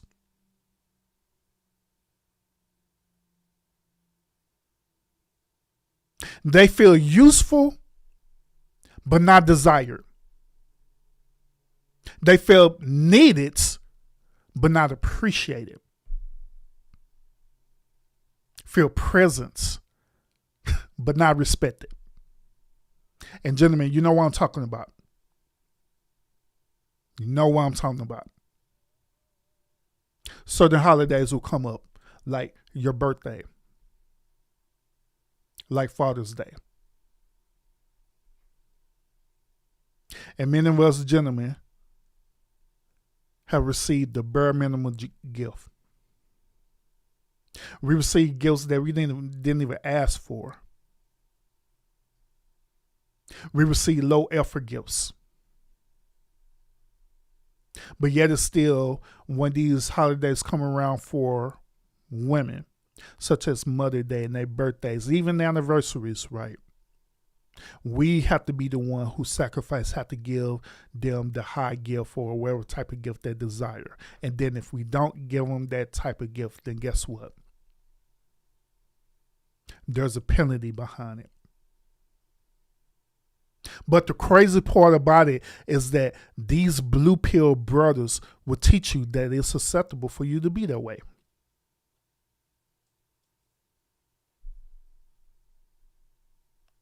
Once you understand that he becomes a bill payer, a driver, emotional sponge, the co-parent, the fixer of problems, but he no longer feels like the man she deeply admires. And that destroyed many men psychologically because their identity was built around sacrifice and usefulness. But brothers, this is why leadership matters. Not dictatorships, but actual leadership. That's why it matters. That's why I've been pouring into y'all brothers and saying that we as men, we got to have standards. We have to have direction. We have to have emotional control. We have to have self-respect. And most of all, brothers, we have to have boundaries as well too. Because without those things, he would become easily overlooked. He would become easily manipulated. He would become easily part of this blue pill system that we're talking about tonight, brothers. Another reason married men wake up too late to this blue pill bullshit is because of divorce. And brothers, once again, this is where I fit into the story.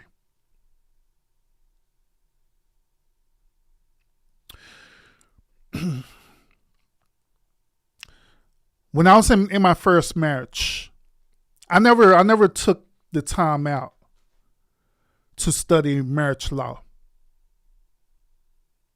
I never took the time out to study, custodial realities, meaning custodial rights with your children. I never took the time out to study about, community property. Never took the time out to study about financial exposure. And most of all, I never took the time out to understand that getting into a marriage is indeed a risk. Now, once again, gentlemen, I'm in my second marriage right now. And yes, it's a risk.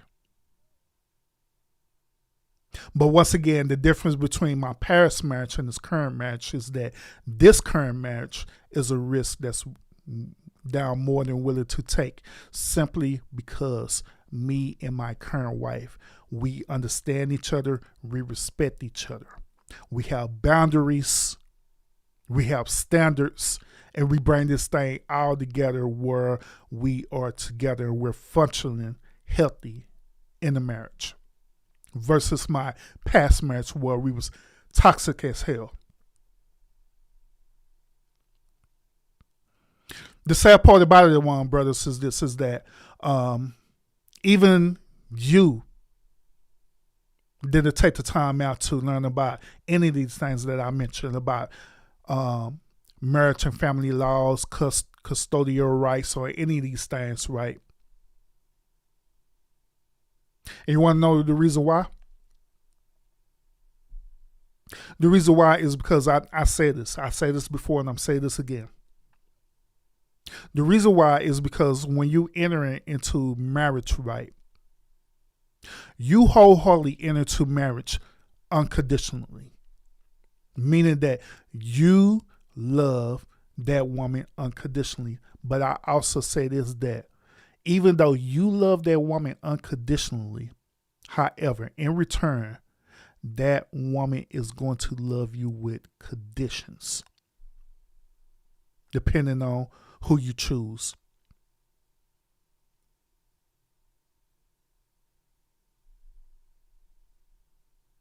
And so we don't even enter into these relationships out of good faith. Well, not how the way that we want it to be. We enter into the system already at a disadvantage.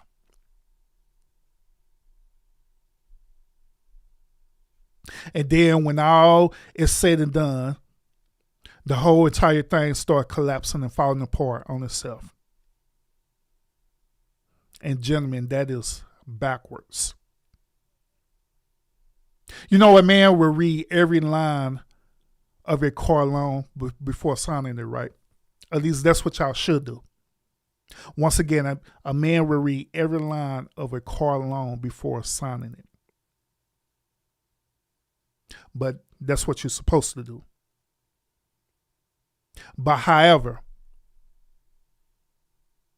when he enter into a marriage, he don't read every line.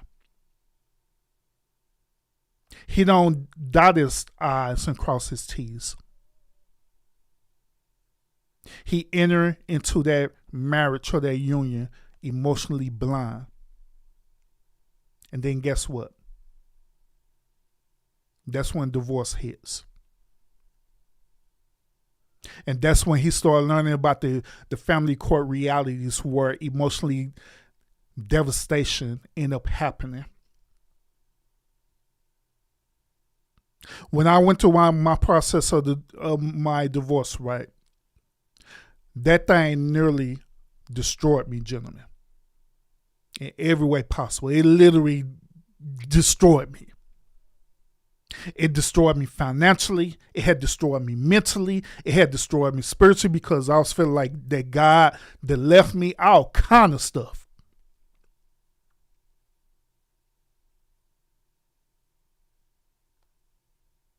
But even with me going through all that, right, it's easy for me to shift the blame on her. But I have to shift the blame on myself as well, too, because I did not enter into it well prepared. Not like I am now. And the interesting part about this, gentlemen, is that many of us do not enter into these relationships well prepared. We enter in off of hope. We enter it off of love.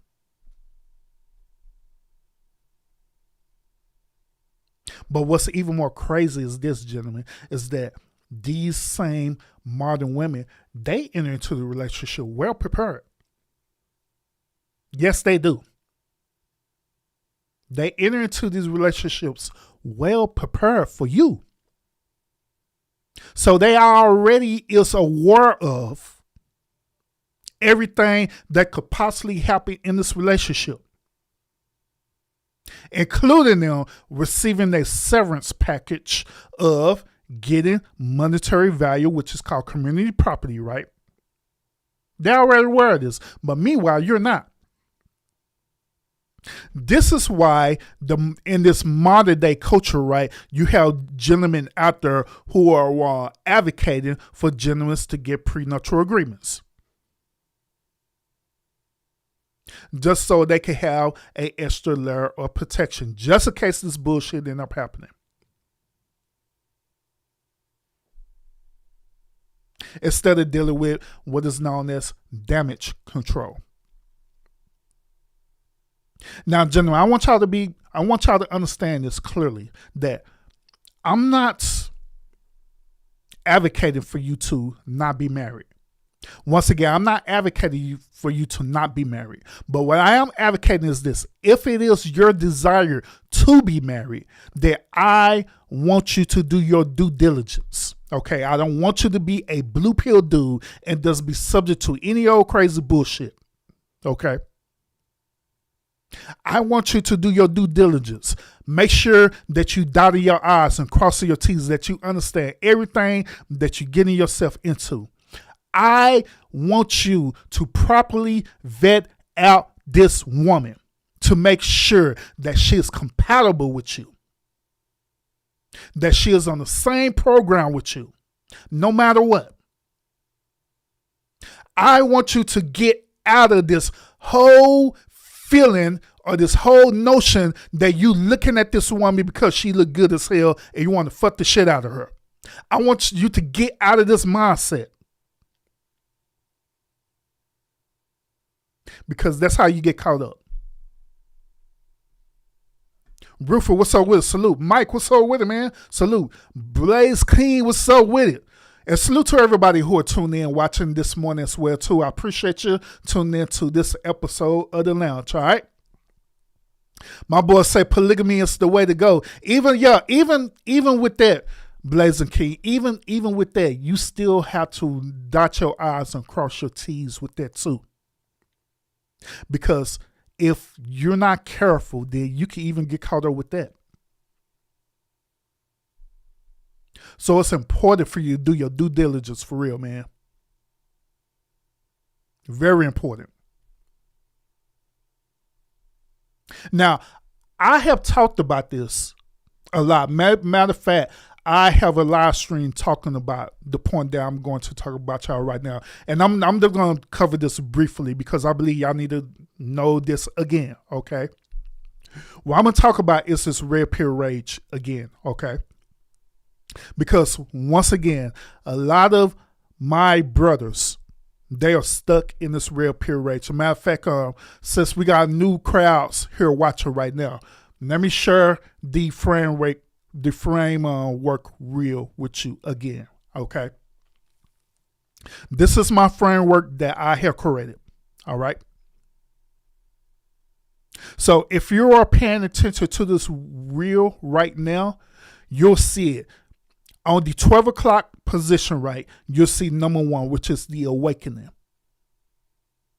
And then if you go to your right, you'll see rage. Then you see number 3, you'll see discernment. Number 4 is discipline. And finally, number 5 is leadership. Many of my brothers are stuck at number 2, and they have not progressed to number 3. Many of my brothers is stuck at this red pill rage.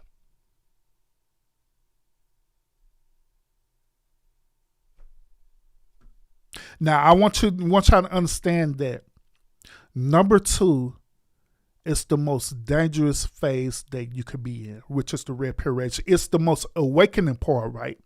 Because it is truth. But however, it is very damaging if you don't get out of it. The red pill rage is equivalent to you being a drug addict. I'm putting it to you that way. Because it becomes addictive. Now, this is like I shared earlier. I'm going to share it again to my new audience, is this. There are many young content creators who are out there right now who are gentlemen who are literally grifting y'all to keep y'all in this red pill rage just so they can get paid. And I'm just being dead honest with you. They're literally grifting y'all to keep y'all in this red pill rage. You have many of these content creators, that's all they talk about is content dealing with red pill rage, to keep you in that rage mindset. To keep you in this mindset where you hate women. And this mindset is not going to give you the freedom that you desire.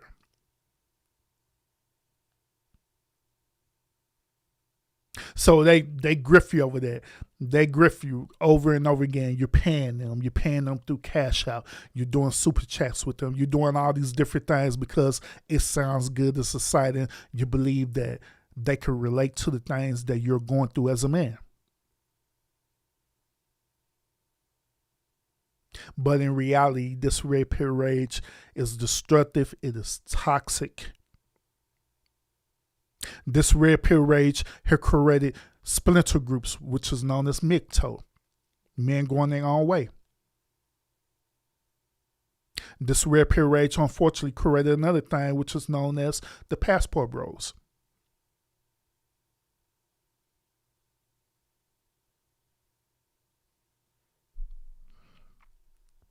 Now, within this red pill rage, how the way it's designed to be is this. It's designed to let a man realize that he ignored the red flags. He tolerated the disrespect when he was in his blue pill phase. He abandoned boundaries, or he never set boundaries to begin with in the first place. And most of all, he had outsourced his identity to validation. And now, you're mad as hell. You're mad at society, you're mad at women, you're mad at marriage, and most of all, you're mad at yourself for falling for this bullshit. But I want y'all to understand this clearly, that rage is not wisdom, but rage is awareness. It's definitely awareness, but it's not wisdom. This red pill rage is literally the pain without discipline, gentlemen. And this is the reason why, once again, you get stuck in this red pill rage phase. And you need to be free from it. You need to move on. In order for me to be at the area where I'm at right now, I had to let a lot of things go, gentlemen. I had to let go the mistakes that I made in my first marriage. I had to let go the pain that this woman had put me through divorce, through custody battles, through putting me on child support, to literally giving me co-parent hell where this dumbass woman would show up with her boyfriend or whatever and literally be trying to get her boyfriend, was literally trying to get her boyfriend to fight me and all this crazy bullshit. I had to let go of all of that and free myself. Because if I didn't let go of all that, gentlemen,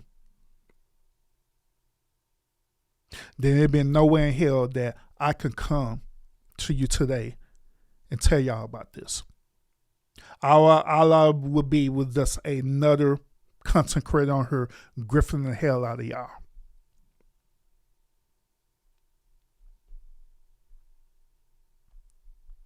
So I'm encouraging y'all to wherever it is that if you're dealing with any type of woman, right, and they didn't did things to you, they didn't transgress against you, right, I'm encouraging you to reevaluate that. I'm encouraging you to reevaluate your feelings. I'm encouraging you to figure out all these triggers that you have built in you, that you've been programmed. And I'm encouraging you to deal with it. Deal with it in a way where it's going to free you finally, where you can function, where you can move on. And if it's your desire to get into a new relationship, then when you enter into that new relationship, you won't be, as they say, bringing baggage from the old into that new relationship. But if your desire is to not be in a relationship, that is fine too, because guess what? You'll be able to function and operate as a man who is living to their life to the fullest, where you're not even worried about none of that. That's my goal. Now, there's another research, and I figure I'd share it in the chat for a few moments so y'all could check it out on your leisure time, all right? Now, there's another research. It deals with men's mental health, okay? And it shows that emotional restriction and masculine performance pressure and social disconnection can negatively affect men psychologically and emotionally, okay? So here's my source that I got from that. It's a peer-reviewed source, and I want y'all to check it out. And once again, on your own time, you can want to check it out and read it for yourself and be educated on it, okay? Because I want y'all to understand that the awakening is supposed to produce clarity. When you enter into this red pill rage thing, right, it's supposed to bring you clarity. It's supposed to bring you truth about a lot of things. It's supposed to bring you truth about you choosing the type of woman that you wanted to be with because you had a type. It's going to bring you clarity about the actual woman herself. It's going to bring you clarity about how the way you could handle conflict as a man. And if you're handling these conflict as a man and you're being toxic, you're having this red pill rage, right, then guess what? You have not developed correct conflict resolution as a man. And they need to be corrected. And most of all, you as a man shouldn't be bitter at all, period. Got another clip for you, gentlemen. Check this one out. This is with Marital, all right? And I actually seen this live, but I want y'all to listen to this debate between Marital and this college student, okay? What about joy? Like, I get a lot of joy out of treating my girlfriend as my equal and trying to understand her beliefs. Well, you're cooked then. You treat your girl like an equal? I love you're her. cooked, bro. Like, bro, you're cooked. What's happening to America? Why are we saying women deserve less, and why are people laughing at this? This is just an opportunity for people to talk down on each other, which is not beneficial to anyone. Okay, so here's the problem, and I see where you're coming from, right? We're told the Disney fairy tales, the golden rule: treat your someone else how you want to be treated, treat women nice, everything else like that. Which I agree with. I think women shouldn't work. I think the man should be the breadwinner and take care of her. But we have to be very honest here and understand that men and women are different, and we're attracted to different things. And for a woman to be attracted to you, she can't look at you as an equal. She has to look at you as a superior. How can you say that if you're not in a relationship with a woman? Well, okay, so here's the thing. Yeah, I'm very ugly actually. 2 out of 10 at best. But no. Your personality matters way more. If you treat them like you're equal, if you respect them, they will respect you back. Okay. A man. Now, real quick, let me ask y'all gentlemen this in the chat. Do you believe that a woman is your equal? Once again, do you believe that a woman is your equal? Because my stance on this is that I believe that women are not our equal at our period.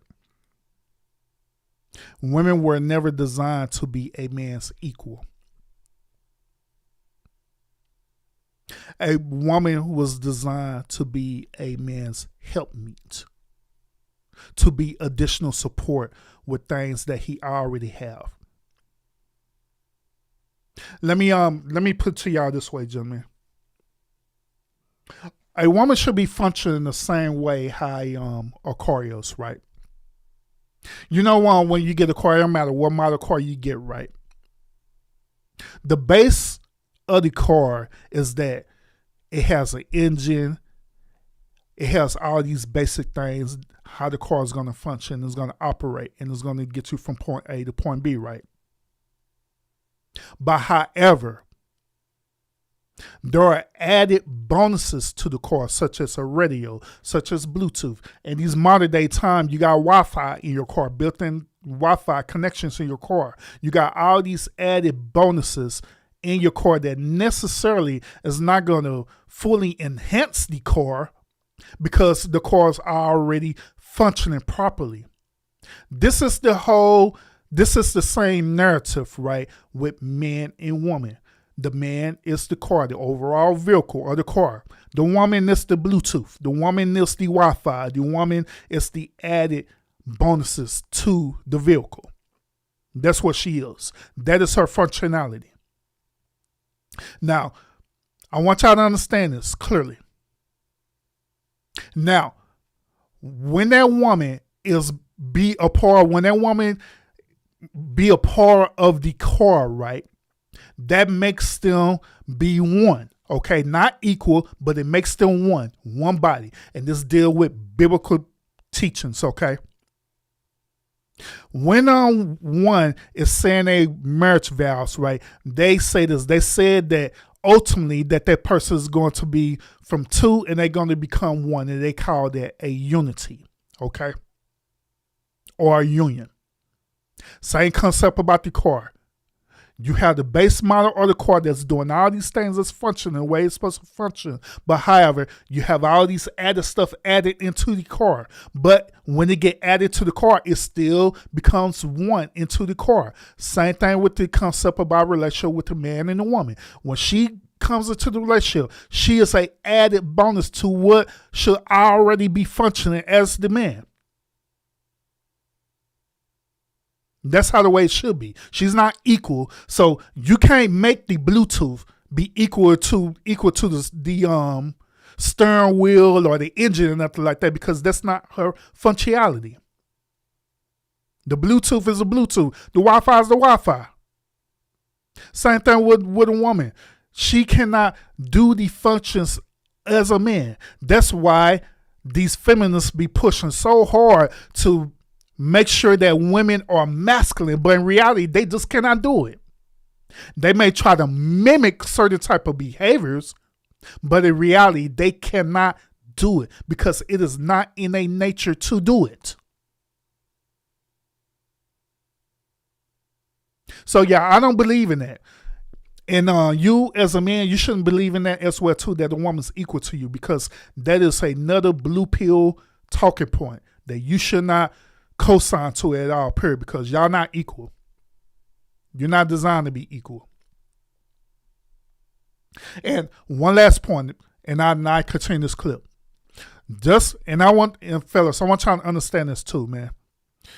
Just because that woman is not equal to you, that doesn't mean that you should treat her as property. Okay? Once again, that's because that woman is not equal to you. That doesn't mean that you have the right to treat her as property. And when I say property, that means that you're not treating her as a human being. Because at the end of the day, yes, she is a human being. Yes, she deserves respect. But you're not going to talk down on her. You're not going to treat her any type of way. You're not going to spit on her, trap her over her. You're not going to use what is known as domestic discipline. Because when you do things like that, that is, to be honest with you, Jimmy, that is another blue pill ideology. But let's continue. His job isn't to get in a relationship and secure commitment. That's what we give to women. Okay. It's a woman's job to secure commitment. It's our job to go out there, create value, build a legacy, build a last name. And then the women are going to come from that. Why are you putting either of us in a box? Why do you say that we have to do certain things? Why can't we just live our lives and be happy? Because that's just not how the world works, unfortunately. I mean, I'm in a relationship and I'm very happy. It doesn't work that way. Women want competence. They want excellence. They don't want a guy that's equal to them. If you're not in a relationship with what was that? How do you know what a woman wants if you're not in a relationship with them? Well, I've been around quite a few women. I've talked to more of them than anyone else would care. Oh, they're saying lies? Okay. I don't even know why these women are here, man. Like, is there a kitchen nearby? Like, what the hell's going on? Because they have a brain and they have all these same parts that we have. Still trying to figure out why these women are here not making sandwiches. Like, damn, it's fucking, get us some sustenance. You know what I mean? That's why you will always be single and unhappy. Put the bread out. Make some bologna. Oh, this guy's mad. Yeah. So, guys, that is what you call blue pill conditioning. What he doesn't realize is that when you treat a woman like an equal, she's going to get bored. She's going to go. And the next thing you know, she's going to be fucking Nigerians. So you don't want that. You do not want that. Okay. Right. He's going to be fucking walking into the room one day and fucking Dikembe and, Ugalu are going to be in the fucking room, run train on his chick. Oh my God. I thought we were equal. I treated you so well. It's like, bro, like, guys, cause we got a lot of young men here. So let me give you guys some, wisdom that your father, your uncle will probably never tell you because they don't want to be, labeled a misogynist. You can either understand women or respect them as an equal, but you can't do both. I'm going to say that again. You can either understand women, right? Or treat them as an equal, but you can't do both. So if you understand them, you understand that you have a duty to lead, protect, provide, and that inherently puts you in a leadership role. Now, let's talk about this because this is going to get into my next talking point that we're going to talk about tonight. All right. The whole concept about this is that you need to understand a woman. Okay. It's all about understanding. And I believe that we have not been taught as men to properly understand women. Now, when we understand women, when we get to the point of understanding women, that's when you understand this whole concept about a woman's not equal to you. Okay. But the question you should be asking yourself is, Urban, how can we understand women? Well, how does that look like? What should we do to understand women? My next talking point is dealing with why vetting matters. Okay. Once again, why vetting matters. Now, I want y'all to understand that most men wake up too late because they vet too late. Or some men do not vet at all in the beginning. They start asking serious questions after the commitment instead of asking this before the commitment. And that's backwards. Now, before marriage, a man should automatically observe accountability, emotional maturity, cooperation, temperament, conflict resolution, boundaries, worldviews, and respect for structure. These are the main things that you should be vetting out to women when you're looking for a woman, or if you're talking to a woman, or if you want to be in a relationship with a woman, period. Now, once again, these things that you should be automatically vetting out towards a woman is, first of all, how she handle accountability. Can she handle accountability very well? The second part is her emotional maturity. How mature she is emotionally. The next one is she's cooperative. If you give her a certain directive, respectfully, right? Is she going to be cooperative on it, or is she going to challenge you every single time? Is she temperament? Temperament deals with how the way she deal with everyday society as a whole. Like, say, for example, y'all going out at a restaurant. You at a restaurant and y'all get ready to order food. Instead of her being cooperative, instead of her being polite and mannerable, she's going off on the waiter or waitress for no apparent reason. She has an attitude for no apparent reason. And she had this unrealistic expectation that you're supposed to know what's going on with her. But nope, bullshit. That's bullshit. Because we don't read minds. We do not read minds at all, period. And the next one is dealing with conflict resolution as well too. How well can she handle conflict? And the next one dealing with boundaries. Do she respect your boundaries? Do you respect her boundaries? And this next one is very important, and that deals with worldviews. What's her worldview like? Does she operate as a modern feminist woman? Does she believe in modern feminist ideology? What about her religious worldviews? Is the religion that she's a part of, or they part of this blue pill ideology or feminist ideology? And last but not least, respect for structure. Now, if you are a man and your whole duty is for you to protect, provide, and be a leader for her, right? That requires structure. So if you create structure, is she going to abide by the structure, or is she going to tear down the structure? Once again, gentlemen, these are the things that you should be vetting out when you meet women. Now, once again, this is only if you're meeting women for the potential of being in a relationship with them. This don't have nothing to do if you're just trying to smash a woman, okay? Or you're trying to do a one-night stand or anything like that. It don't have nothing to do with that. But if you're trying to actually be in a relationship or to potentially develop a friendship, becoming best friends, and eventually become married, right? Then these things is very vital for you to vet out that woman. Because if you don't do these things, then 9 times out of 10, you are going to be manipulated. You're going to be socially conditioned to be blue pilled.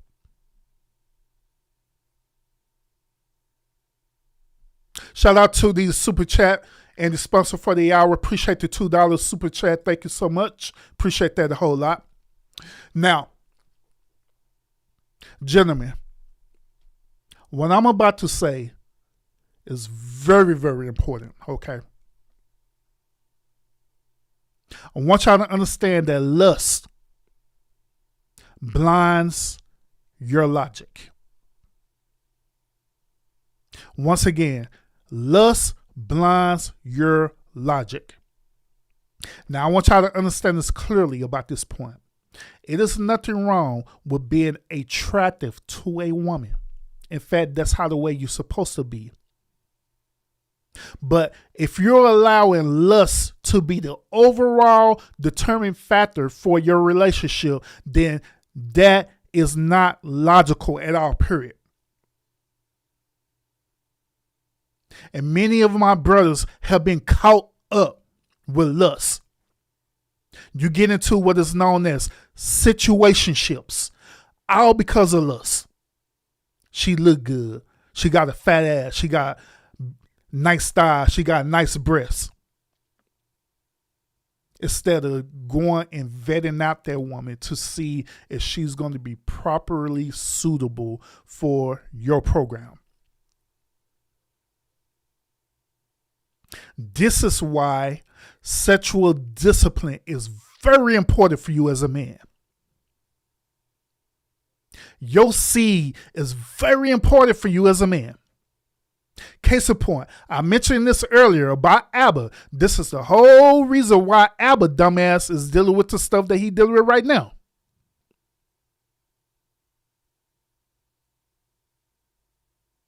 It's true. I'm going to provide y'all another source to this as well, too, and I want y'all to check it out, all right? I'm providing another source, so y'all can check this out, okay? But I researched this. I researched that delayed gratification and self-control consistently shows that resisting short-term temptation improve long-term decision-making and emotional stability. Okay? And here's the source where I got that from. Y'all can check it out. Okay? Now, a man without self-control cannot properly vet out a woman. Once again, a man without self-control cannot properly vet out a woman because he becomes confused. He confused beauty with character. He confused chemistry with compatibility. And he will confuse access with affection.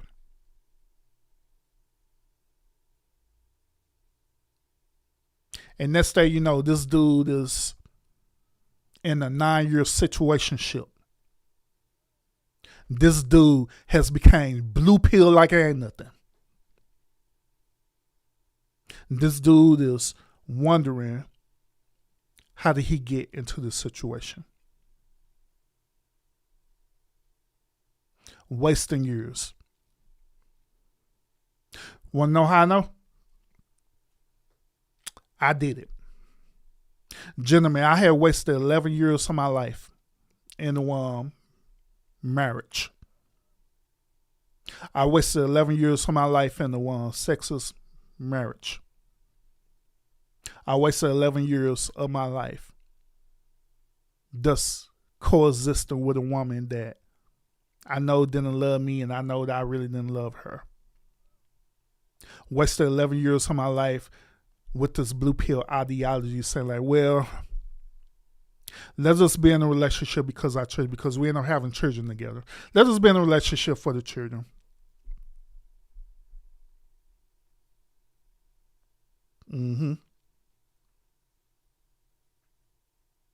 Sad thing about it is that many of my other brothers have did the same thing. But I want to let y'all know that it's okay. It's okay. Because at the end of the day, we're human. We make mistakes. We make poor decisions. But the thing about it now is that I believe that in this moment, those of y'all who are watching right now, and those of y'all who are catching the replay right now, I believe that at this moment, at this divine moment, y'all had clicked on my video and y'all watching this live in its entirety. And I believe at this divine moment, this is your opportunity to choose. This is your opportunity to either choose to right your wrong, to rectify your mistake so you can move on, or you could be stuck at this blue pill. But once again, I can't make you do anything. I can just present the information to you. That's it. And let you choose for yourself. Shout out to the $5 super chat. Appreciate it. Carl said this. He said, us stage 5 men must keep leading in teaching. Facts. I agree. That's what we must do. You must be at this stage 5 where you are now at the point of leading, teaching, mentoring. Regardless of the age group, regardless of the generation. Now, I got one more clip that I want to share with y'all tonight. This clip is very interesting. This clip is from Pearl Davis, right? And I want y'all to listen to this conversation that she's having, okay? My wife is out getting laid right now, and I never thought I'd be here, but yet I am. This weekend, my wife, 38 female, and our daughter, 13 female, went to visit her mom. I couldn't go because I couldn't get time off work, and we decided it would just be a girls' weekend for them. I'm a firefighter in a large southern city, and I'm on a call and gearing up when our dispatcher calls in to tell me there is some emergency. I'm not really needed on the work call, so I got my cell phone and found a bunch of texts from my kid and a couple from a number I don't have in my phone. In the course of about 11 text messages, I learned that my daughter has gone ice skating and fallen and broken her wrist. She's in the emergency room, but could not get treatment because no one can find my wife. The number I don't know belongs to a friend of my wife's who's gone to the emergency room to sit with my kid. She was the chaperone for the girls who's gone skating. I call this friend, and after a lot of hemming and hawing, she admits that wifey has gone to dinner with some random guy. Well, we always leave our location shared with the family because of my job. And sure enough, I pull up the address and Google it, and it's an effing hotel. This was 10 p.m., and it's almost 4 hours later. She hasn't answered my text, but she finally did call our kid. I have permission and insurance information, and she got a cast and a referral to see an orthopedist when she gets home. The friend took our daughter back to her grandmother's and texted me. She said, "I'm so sorry that you had to find out this way about a guy's name. Apparently, it's been going on every time she's gone home that I haven't gone. Meanwhile, I've worked countless hours of overtime to pay off our house, take us on nice vacations, and send her daughter to the most expensive private school in our city. I'm a fool." Okay, so I rarely ever recommend divorce, but I'll tell you why it's actually important that men divorce or at least separate from these women. You teach your daughter there's no consequences for this type of shit. Kids aren't stupid, and a lot of times they spend more time with the woman than you do. So by accepting this behavior, you're basically teaching your daughter that this shit's okay. What kind of mother is she? If instead of catering to her daughter, she's effing some guy in a hotel. Some guys probably would stick it out for the kids for a couple years. I think that's to the discretion of the guy.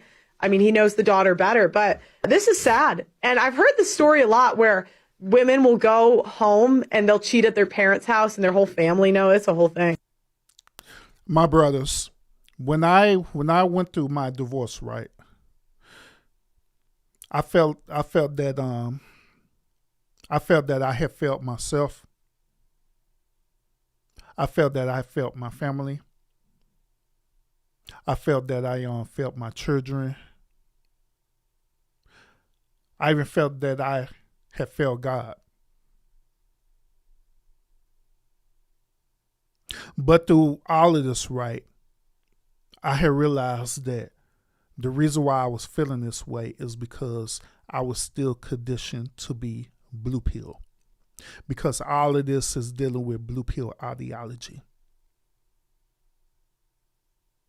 Blue pill ideology, just like I told y'all earlier, blue pill ideology has also infiltrated religion, where religion teaches you that it's not okay to divorce unless it's something extreme that's happening, like infidelity or toxic relationship, different things like that, right? But other than that, it teaches you that you shouldn't divorce, that you should endure. Then it also teaches that if it were to happen, then you are indeed a failure and you need to repent because you had transgressed against the Most High God. But I had learned the truth about all that. I learned the one truth that all of that is on bullshit. I learned the truth that if you're not in a relationship that is satisfactory to you, then it is nothing wrong with divorcing due to irreconcilable differences. Nothing wrong with it at all. Because, gentlemen, let's be honest. Women do it to us all the time. Women would divorce us simply because they're bored. Women would divorce based on what Pearl was saying earlier about this dude, he's working hard and stuff, working 2 or 3 jobs, and this woman found her another love of her life, and so now she wanted to chase after the love of her life. So women would divorce due to irreconcilable differences because of that. So the point that I'm making is that if they are willing to do that, then why is it not okay for you to do it? Because I say you should. If it's not working out for you, then why not divorce due to irreconcilable differences? Because y'all just simply not compatible. Now, like I was telling you earlier about the vetting thing, the vetting do plays a very, very important role in that. If you don't vet out your woman properly, right, then yeah, your path is going to end up in divorce. In most cases, in most situations, these situations happen is because what I stated earlier, that we be looking at the woman after lust instead of after substance, after character. And then we end up finding later on down the line that this woman is full of shit. But yet still we try to stay because she know how to suck our dick right.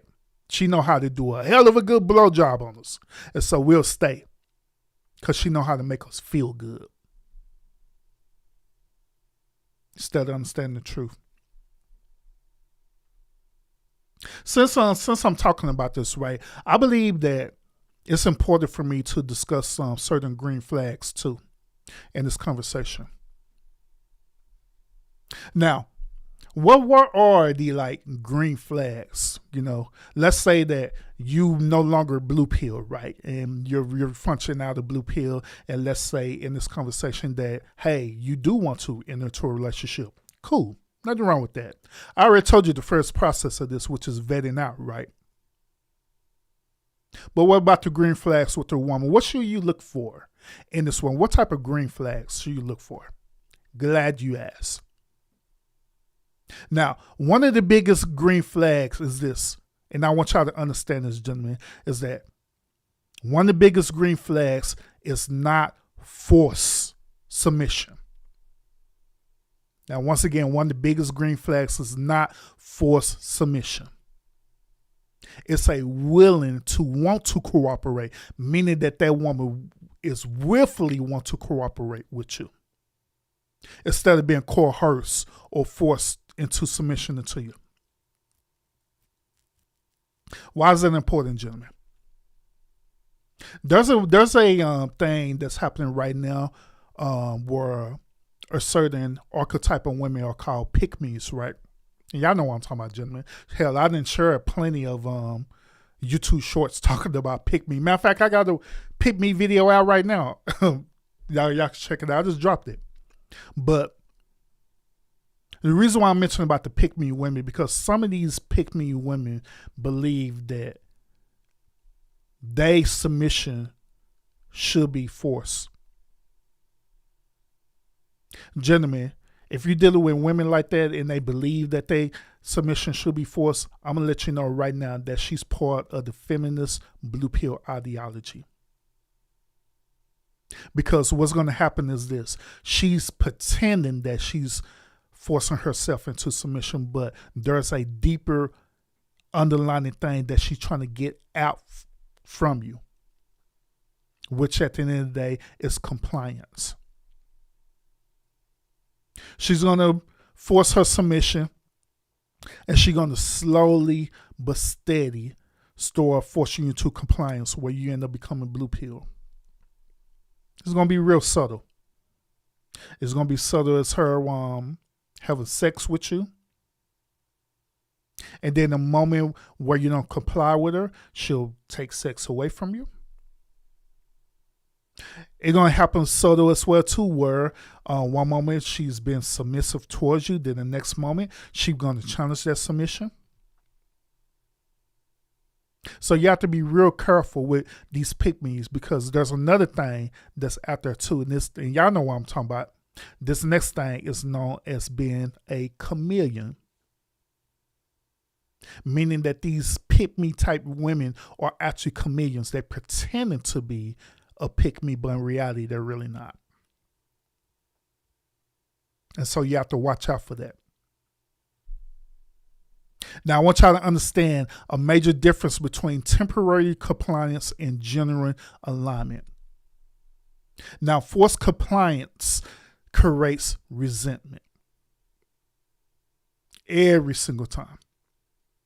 But however, willing cooperation creates peace, genuine. Now, I am a firm example of this. My current marriage that I'm in right now, I don't force compliance with my wife. She does it willfully.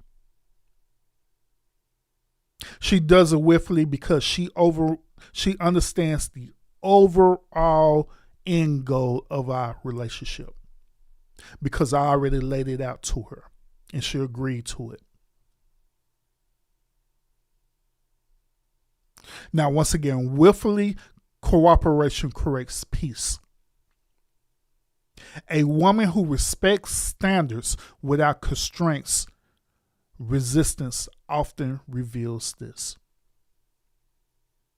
It reveals that she's emotionally mature. It reveals that she's like an entitlement, meaning that she don't have an entitlement mentality. It reveals that she's stable. And most of all, gentlemen, and this is the good part, that she respects structure. But even though I'm saying all this, I also want y'all to understand this, gentlemen, that look, we need to be held accountable as well too. Because if we have the expectation for her to be in compliance willfully, we have to do our due diligence to hold ourselves accountable as well too. Because it's no one-sided thing. They have to be reciprocated. Because that's how relationships work, period. Now, a woman cannot cooperate with a man who lacks direction. Once again, and I want y'all to understand this clearly, gentlemen, a woman cannot operate with a man who lacks direction. Because when you lack direction, that means you don't even have structure. When you have structure, then guess what? You're going to be that dumbass who was simply telling my dad the woman is equal to you. Then eventually that woman going to be out of place and out of misalignment, and she's going to step into your place as being a man trying to lead the relationship. And guess what? You are now blue-pilled. Now, this leadership starts with self-governance, gentlemen. It do. Now, throughout this whole entire episode, right, I've been sharing with y'all why do these blue pill married men wake up too late? Why they're blue pill, then eventually they know waking up late and becoming red pill and all this stuff. And I share with you because many men are conditioned to believe love will protect them from the overall reality. I share with y'all that they believe that sacrifice guarantee their respect, which we know that's not true. They believe that marriage guarantee loyalty, which I have proven to you that that's not true. They believe that provision guarantees desire, which I share with you that that's not true. But the reality does not care about this fake fantasy, because at the end of the day, that's how I see blue pill is a fake fantasy world, just like the Matrix. It's fake, all the way fake. But the reality is this, gentlemen, that a man must bring this. A man must bring leadership. You must bring discipline. You must bring your standards. You must bring your emotional maturity. You must bring your discernment. And most of all, you must bring accountability. And that is important, gentlemen. When you bring these things, just like I shared with you the real earlier, when you bring these things, gentlemen, you will progress from red pill rage and you're going to discernment. Then from discernment, you're going to discipline. And from discipline, you will finally reach number 5, which is leadership. And I want y'all to understand this clearly, that the real awakening moment is not that the woman who you was involved with or women that you was involved with are not your enemy. The real awakening, gentlemen, is that life itself rewards discipline. It rewards discipline. It rewards awareness. It rewards preparation. And that's where the real maturity begins at, gentlemen. Not through rage, not through revenge, but through clarity and understanding. And with clarity, understanding, that's when you move and operate out of wisdom. That's all I got for you for this particular episode, gentlemen. Y'all let me know what y'all think about this overall concept about the one blue pill. Let me know what you think about blue pill. Do you believe that everything I said about the blue pill is accurate and true? Do you believe that you're actually a part of this blue pill, either directly or indirectly, like how I demonstrated through the stream tonight or this morning, y'all? Do you have a clear understanding that if you are part of this blue pill, do you have the understanding of how you can get out of this blue pill? Where you just start functioning and operate as the man that you're destined to be. Y'all let me know what y'all think about this overall. Once again, shout out to everyone who donated to the channel. Renette and Carl, appreciate your donation. Appreciate everybody who tuned in to the stream as well too this morning. Appreciate y'all thumbs up the stream. Appreciate y'all sharing out. Also appreciate y'all participating with my shorts that I put out and also my community posts as well too. Shout out to my moderator who's always in the building. He's still in the building. He's just in the background, but shout out to him as well too. All right. Let's see, y'all. Ruffer, he said this. He said, it's best for us black brothers nowadays to lead Latino, Asians, Arab, Indian women instead of black and white and Samoan women because they are a headache. And he said facts on that. Got you, brother. Got you. So other than that, appreciate y'all tuning in into this episode. If you didn't catch the beginning of the stream, I highly recommend that you go back and watch the beginning of the stream. I also share sources with y'all as well too in the chat. Make sure you go around and check out those sources and you review that through your leisure time. All right. And these sources is also posted on my video description of this live stream right now as well too, so you can check out all them sources. All right. So other than that, appreciate y'all tuning in, and I will see y'all again on the next episode. Y'all have a great and wonderful night.